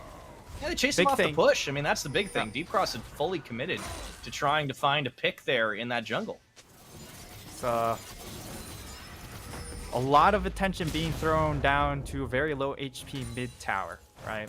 And everyone trying to do their most to either knock it down or prop it up. Time it will eventually get knocked down. Hana on the flank could be scary. Eminem not gonna commit. And the big thing is the fact that Tender does. Ooh. Kurt gets his ankles broken. Doesn't have the ult available, so even if they wanted to make a play onto Leaky, wouldn't be able to pull it off. Big thing, Pretender has completed 2 items, has the Shadow Flame, so he's going to do a ton of burst damage in this next fight. Also has the crown, so he can go very aggressively forward as long as he doesn't have the crown pop. So for DCG, the best way to ensure that is to use the culling or just even a W from the Lucian Ardent Blaze onto Pretender to pop that early on, and that really hampers Frank Esports' ability to pull the trigger on the next fight. Only 3k gold down though. It's been growing, but a lot slower clip than it has been in these other games, right? So at the moment, Deep Cross, they have the advantages. We're starting to see the Ornn items come out. That first one is going to be completed by Kurt himself. Is, of course, the Rhymeforged Grasp. Just like such metal names for the Ornn upgrades, right? Yeah, and there's got to be a new Pentakill album with all these names. Yeah, true too. Yeah, he's got the 2 item completion to stand up in these fights. A lot of armor stacked up will do a lot of wonders in this next fight, as long as he doesn't eat too much damage coming in from the Ahri. Ahri does, of course, do true damage as well, so magic resistance, you know, not going to do as much as it would against some other mid laners. And as well, Nesty on the Ahri, he doesn't really want to dump his entire toolkit into a champion like Ornn, who is just already so robust. Leaky just continuing to make life hard for Kurt here. 2-level advantage. And even though tanking through tower shots, Leaky's still getting better than he's giving. My goodness, right now, this is pretty big for Deep Cross Gaming as they just keep muscling into the jungle, keeping the waves cleared, the wards cleared, looking to set up and take that dragon, leave Frank in the dark, as they have a bunch of members here. But Holo gets caught, forced to flash away. Coling channeled, teleport burned. Leaky about to get that mega. Deep Cross realized they'd bitten off a little more than they could chew, perhaps. Going to reset and rejoin with Nesty. That's a chase opportunity. Going to come through. And 10 seconds on Dragon. Yeah, Dragon about to come up on a line. 5 seconds. RTP. They should go ahead and start that out right when it spawns and just have Leaky start building up Mega off of it, as that's exactly the plan. Gonna try to zone Frank off, though. You see Criscata, Nesty around the side. They're gonna turn this one into a massive cyclone, but the push away defensive move from Pretender. He can't quite close this one. Kurt getting Let's that get knocked up on two-man. Nesty. Do they have the damage? Hana taken low in this, but not gone down just yet. There goes Hollow, the first casualty Pretender of on the this side. fight. Pretender looks for the flank, but he's already used his big tools. Leaky goes in, getting the R back. They find Kurt. Eats the damage, taken out by Nesty. The chase is on. Eminem, he cleanses through, but maybe a little too late as he gets hit by the orb on the back half. The double kill. Nesty on the chase, looking for more as he goes golden. Might have gone too far, but he flashes forward, getting a triple kill into the charm, and he will get out scot-free. Oh my god, the play coming in from Nesty is just way too Pretender. good. His Pretender is going to get locked down, and he will go That's down the as ace. well. It's gotta the fall, but it ace. doesn't matter. They don't even need the dragon right now, Nightstar. They'll go back to get it for sure. But Deep Cross clean up that fight at only the cost of their bot lane.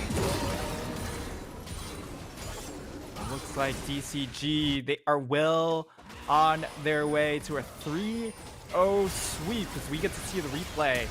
Execution, Kurt is trying to get onto Nesty when his goal should have just been to occupy this choke point. He flashes into the bush. That's, again, not where you want to be. You want to just sit in front of your squad, front line for them, and give more space to Pretender. But because everyone starts pulling upwards, right, that's away from Pretender. So he misses out on such a large opportunity to just do more damage. So the execution, I mean, the setup was there for Frank Esports. The execution was not. Yeah, and the execution was absolutely there for Deep Cross, even though the setup wasn't, and they got it. Everything they wanted. They didn't get the dragon just yet, back though. to Cena However, Prime. as we are coming back in for round number 2, Ult's back up. Eats up a little bit. Ult is back up and available if they want to use it. That dragon's going to get procced here as Frank's sticking together as a 5-man squad. Watch the wraparound from Hana, though. You also need to watch for Narbar. Trying to wait it out, but Boy, here he goes. Once again, a great setup into the Gnar. That call, the Forge God does knock up a few, but there's just no follow through. Eminem trying to stay alive through it all as he finds Nesty on the opposite side, but Hana comes through to give him some relief, and Olo is left out in the dark, left in the cold. Pretender now going to be isolated. Nesty nearly bites it, but it doesn't matter in the end. They still take him down. Do not lose a member. Deep Cross, they've executed these nearly flawlessly. the decisiveness is just so much better coming in from DCG in this series than comparatively to 2 days ago against Beyond Gaming. They'll be able to secure themselves as Baron. Don't forget the dragon. Them to almost a 12,000 gold lead. And I mean, Out of nowhere, Nesty has just been stacking up kills, and I looked away from his item builds for like a minute, and he's already got a 20-stack Medjais. Let's take a look at that fight again. This was just a great setup. The wraparound. This was actually the first fight, or the first phase of the fight, but then Hana fully wraps around the pit here as the Leaky ward gets mega. expires. They have Leaky no gets idea mega he's here. Yep. And it's just decisiveness, though. You can already see them slowly creeping up, and I like the positioning better this time from Kurt. But because the fight happened so quickly, like, that was an instance where a Pretender goes forward in that instance, they're able to delete the back line and just sort of right back into the action. leave Phyllis out to dry. But objective up still, so they're still trying to fight. They really are. However, Kurt's going to be caught right now, and he eats a whole channel to Culling as he tries to get away. And into the back line, you can see ST is able to take him out, and Holo Frontline's falls as well. gone. No smite. They just keep trying to fight this dragon, but it keeps being their doom, their nemesis. And Deep Cross Gaming, make it once, make it twice, make it 3 times for the ace. And they don't even need the objective. They're going for the end. They're going for gold and for the sweep twice this year, knocking Frank Esports out of playoff contention. Oh, that should... Well, okay. I think it will be the end. I'm not sure if they have enough damage to just plow through. Of course, 8 seconds? they could. Yeah, the death timers are kind of lengthy. Yeah. And they got the Baron. Kurt will be up, so... Yeah, I think that's just it. That's it. After all that, they go down back to back. Making all the changes, but it just wasn't enough. Deep Cross decisiveness earns them a clean sweep victory. And how about that for a bounce back after being knocked to the lower bracket? Woo! Complete night and day coming in from DCG. And Frank Esports, you know, at a certain point you have to make a change, right? Because things were not working out with their one strat. So you have to respect them for going a little bit bolder, bringing in Kurt when we haven't seen him all split. But in the end, it's sort of just grasping at straws, right? There's a reason why we haven't seen Kurt all split, and unfortunately, while he was able to bring in the team fight champion of Ornn, Frank Esports haven't played around this sort of team composition all year, so they did look quite out of sorts and fully executing around the gameplay. What a fantastic set of games from Deep Cross, though. Just every single time it came down to the better execution, the 5v5s, the numbers advantages, knowing where they were strong, when they were strong, and choosing their fights, choosing their engages. Frank Esports were just slower to react, weren't as decisive, and it punished them multiple times in each one of these games. I think there were chances for them to come back in game 2. They nearly had it, and then in game 3 it looked like they had a lot of chances to come back in, but Deep Cross were just greater than the sum of their parts, and I think Frank are going to have to take a lot from that loss, learn as much as they can, and look to come back stronger next year. Going to be a bit of an off season for them. I'd love for them to retain a lot of the pieces, though, because you have that veteranship coming in from M&M.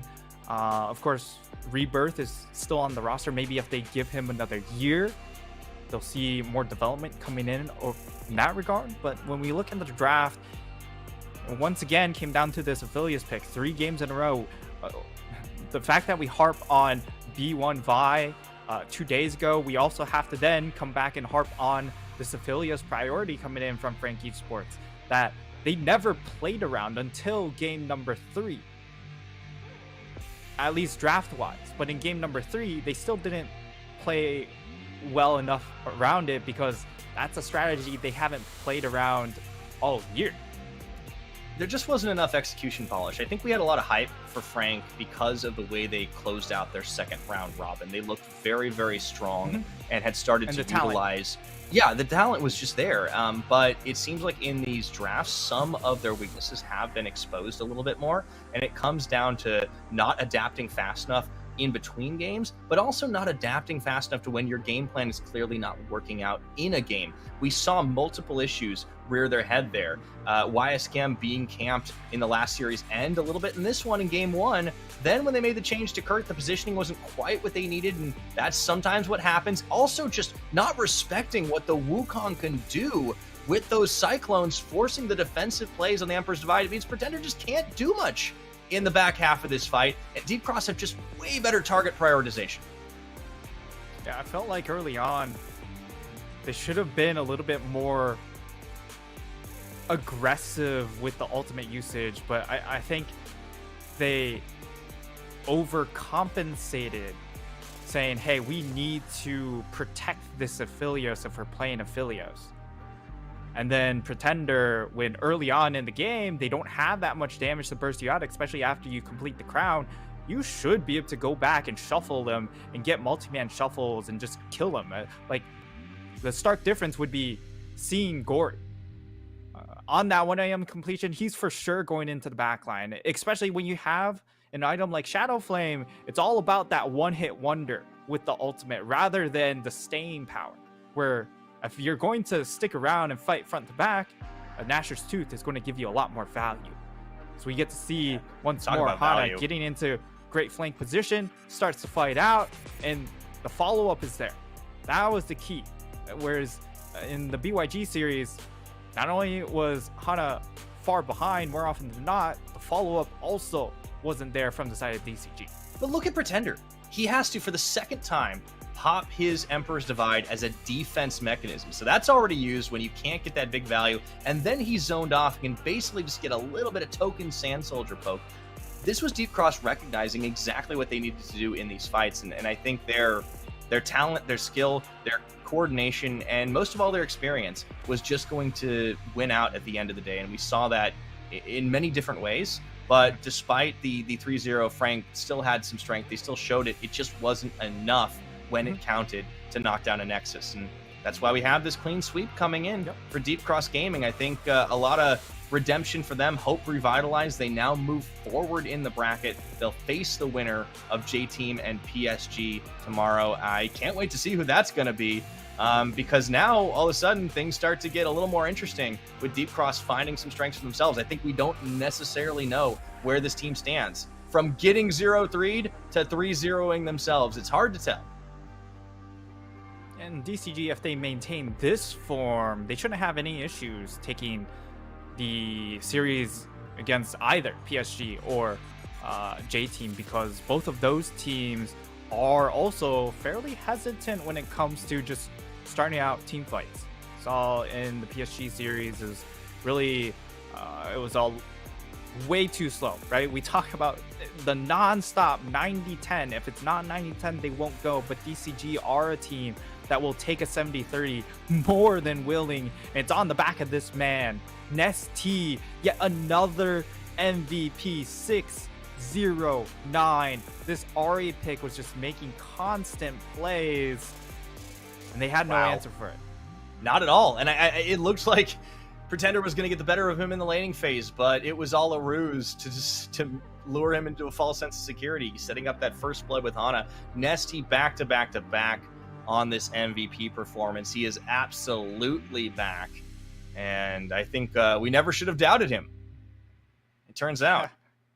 And if we continue on the theory that DCG are screaming CFO, well, maybe that's part of the level up, right? When you're constantly just playing against Mission, eventually you just go, this lane phase sucks. I just have to accept I might just get bodied in these lane phase. I have to find a different way out. So if you're going to find success against CFO, it's about outperforming in the team fights or out roaming Mission. And that's exactly what happened in this series, because Pretender did have the better of them in the lane phase, right?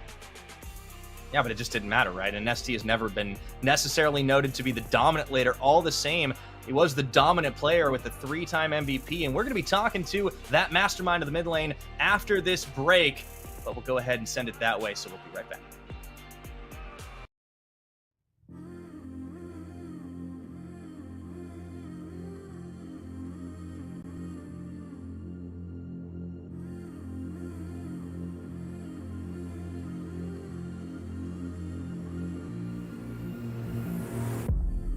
Eyes on the road, sky turns to gold. I've seen the sign on the skyline. The urge in my soul, gotta let go. I've had enough of the hard times.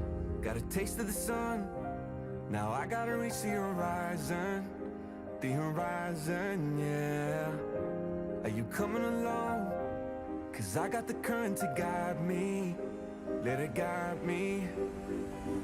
I'm coming home.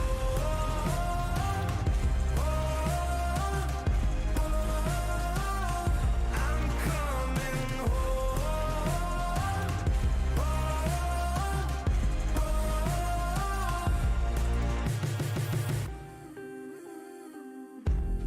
I start anew.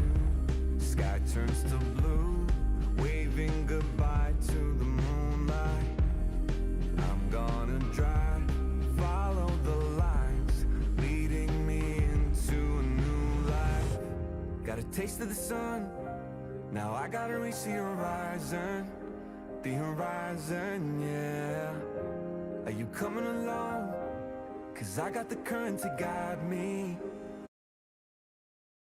Hey guys, I'm Ray Richard and welcome to the post-match winner interview. Today we've got none other than DCG's mid laner Nesty. Could you introduce yourself, please? 那今天邀请到中路选手雀巢来到采访席，先跟大家打个招呼吧。大家好，我是 DCG 的中路雀巢。So of course, a huge congratulations on getting the win today. I have to ask, how does it feel to get consecutive 3 MVPs? 那首先当然要恭喜 DCG 拿下今天本场的胜利。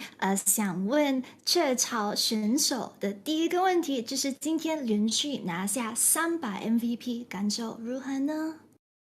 还是还不错吧，因为也都尽力去玩，然后也都玩得蛮好的，拿到也蛮开心的。He said, of course, the feeling is great. He said that today he put in his all and he put all his effort into the games today. So the fact that he was able to get the MVP in all 3 games, it is a good feeling. So the next question I want to ask is that in game number 3, you pulled out the Ari. Was that your suggestion to pick that sort of pick to meld with the rest of the team composition? Also, you had a mistake in laning phase during the early part of the game, but that didn't stop you from picking up the Quadra in the late game. Can you share with us your thoughts on Ari right now, and also what happened during the laning phase? 那最后一局就是雀巢选手就是拿出了阿里，那是你个人的意见吗？还是说是配合阵容呢？然后前期换血的失误。没有影响到你后期大杀四方，可以分享一下你对阿离现在的看法吗？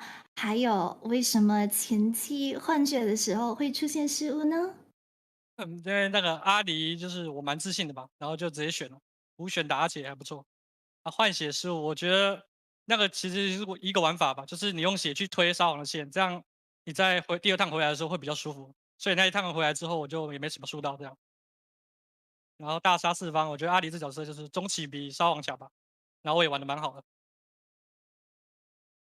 So he said that Ari for him is a confidence pick. If it's available, he's just going to pick it straight away. Also, I think they 5-picked it as a counter versus the Azure, the team as well as him thinks that that's not a bad strategy and picks and bans.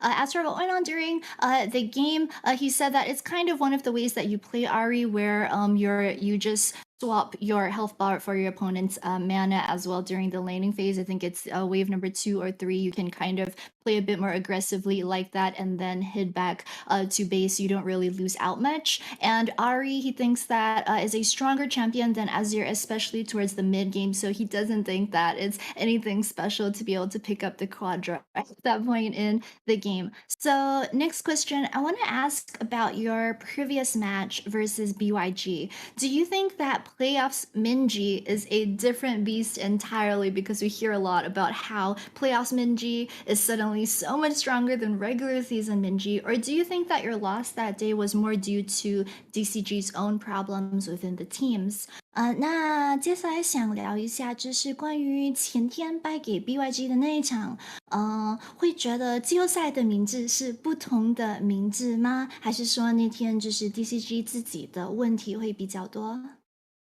那一天的话，我觉得名字还是一样，就是那个名字吧，只是我们自己状态没有很好吧，然后没有打出自己该打出的东西，然后就输了这样。然后被直落是没想到吧，因为感觉我们挺强的。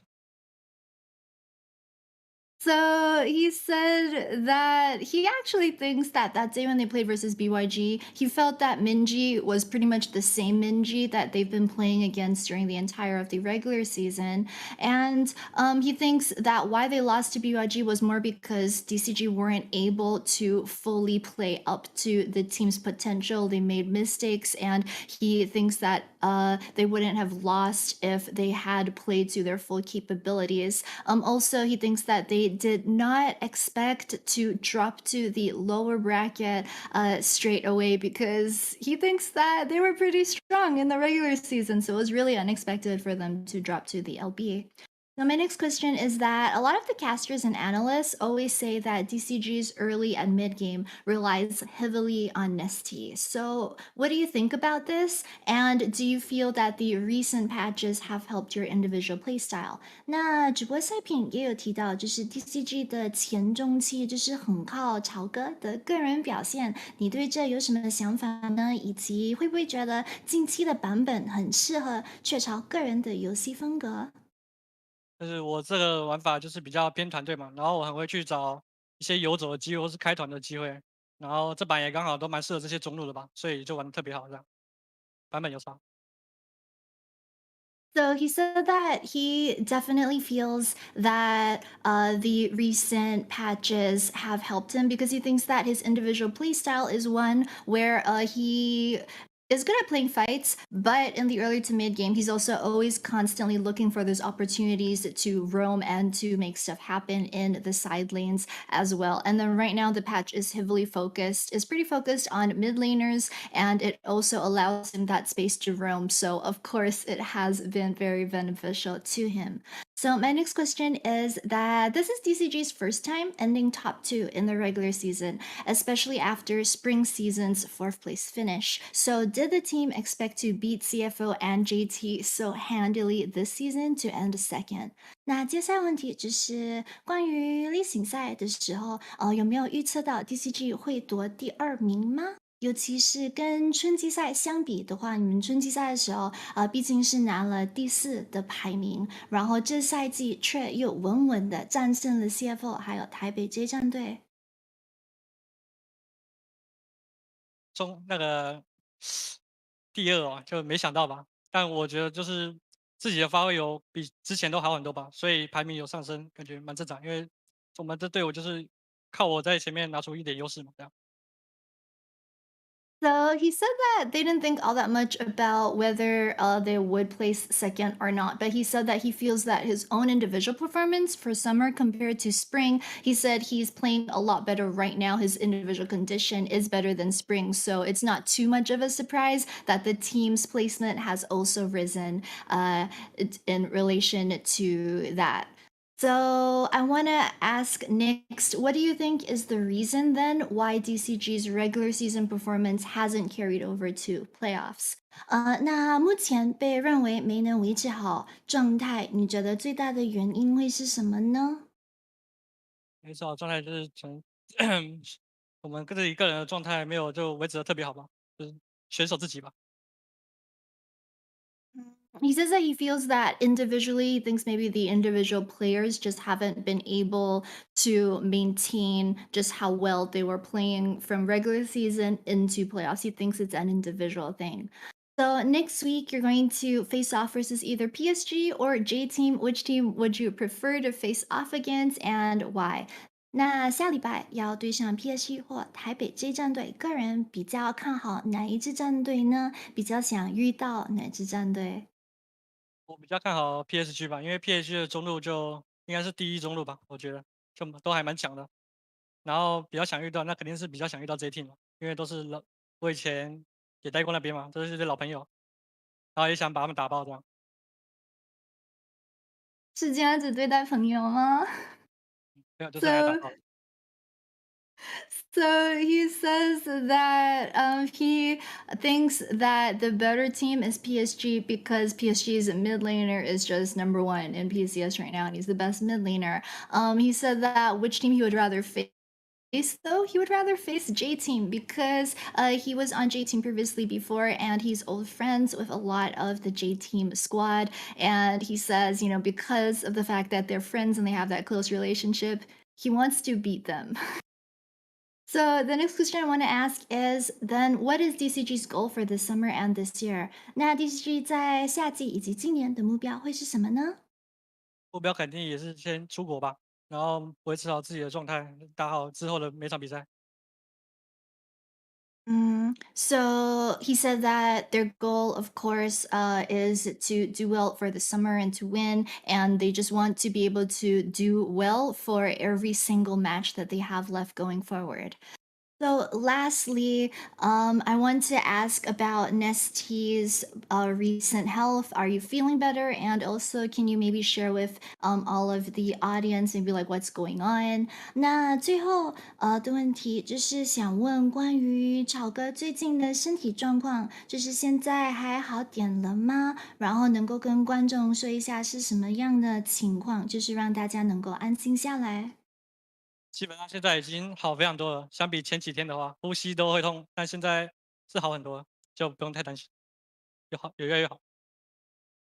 He said that he's getting better day by day. He said that, especially in the last few days, his condition has improved a lot. He says that it still hurts a bit to breathe. He's still coughing, but he's a lot better than he was previously, and there is no reason for everyone to worry about him. Of course, then, thank you so much, Nesty, for the interview. Rest well, and good luck next week. 那好的，非常感谢雀巢选手接受今天的赛后采访，当然也要去 DCG 在下周的比赛加油。拜拜，保重。Thank you very much, Ririchu, our prediction queen, officially after all of that. And good to hear that Nesty is feeling better after everything. Hope he is able to get some rest up. And he can certainly rest well knowing that they were able to get that 3-0. And regardless of who their opponent's going to be next, Nightstar, I think Deep Cross Gaming have definitely shown that they were not going to be just 2 series now. Yeah, coming back, responding very with a very strong performance in their second series. Now they'll have another week to sort of get better, right? Whether it's health or just in game. As yeah, certainly could be both.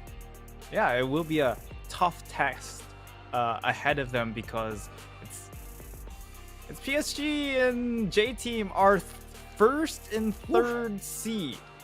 So yeah, but Deep Cross were number 2, not for nothing, worth keeping in mind. All the same, it gets harder from here on out. They've proved they're still a top 4 squad, but how much farther can they go? Because the entire J-Team universe is still here, Nightstar.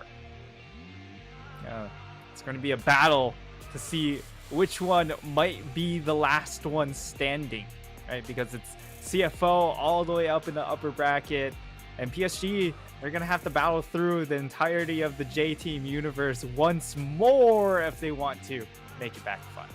Oh boy, it's like they're the protagonist, and it's just different flavors of J-Team. I mean, that's the old story. To be fair, they've all developed some pretty distinct identities as things have gone on. Can't wait to see the J-Team PSG matchup, though. Of course, that one is going to be tomorrow, starting at 5 p.m. local time. And oh boy, after this, we'll just have it down to our final 4, the upper bracket final, CFO, BYG. One of those teams will be going to Worlds. And I'm looking forward to seeing who it's going to be, Nightstar. It was quite a debut for Beyond last time. They didn't quite fulfill the expectations we were hoping for them, but this is a different squad. They have looked a lot better now in this summer split.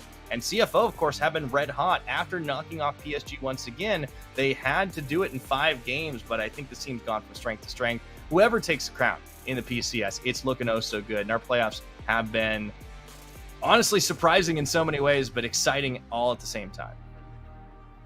Yeah, of course, BYG probably the biggest surprise of this playoffs on a complete tear, ending the season. And for CFO, they've just steadily gotten better and better. And once playoffs hits, it looks like they have timed their peak at the right timing, right? Hopefully it continues because it is Worlds on the line in that next, or I believe, first match of next week. That is the case indeed, and we're going to have to wait to see that one. But we will be back tomorrow with the PSG J-Team elimination match. You won't want to miss that one. But until then, we're signing off for now. Thanks for watching. Be good to each other.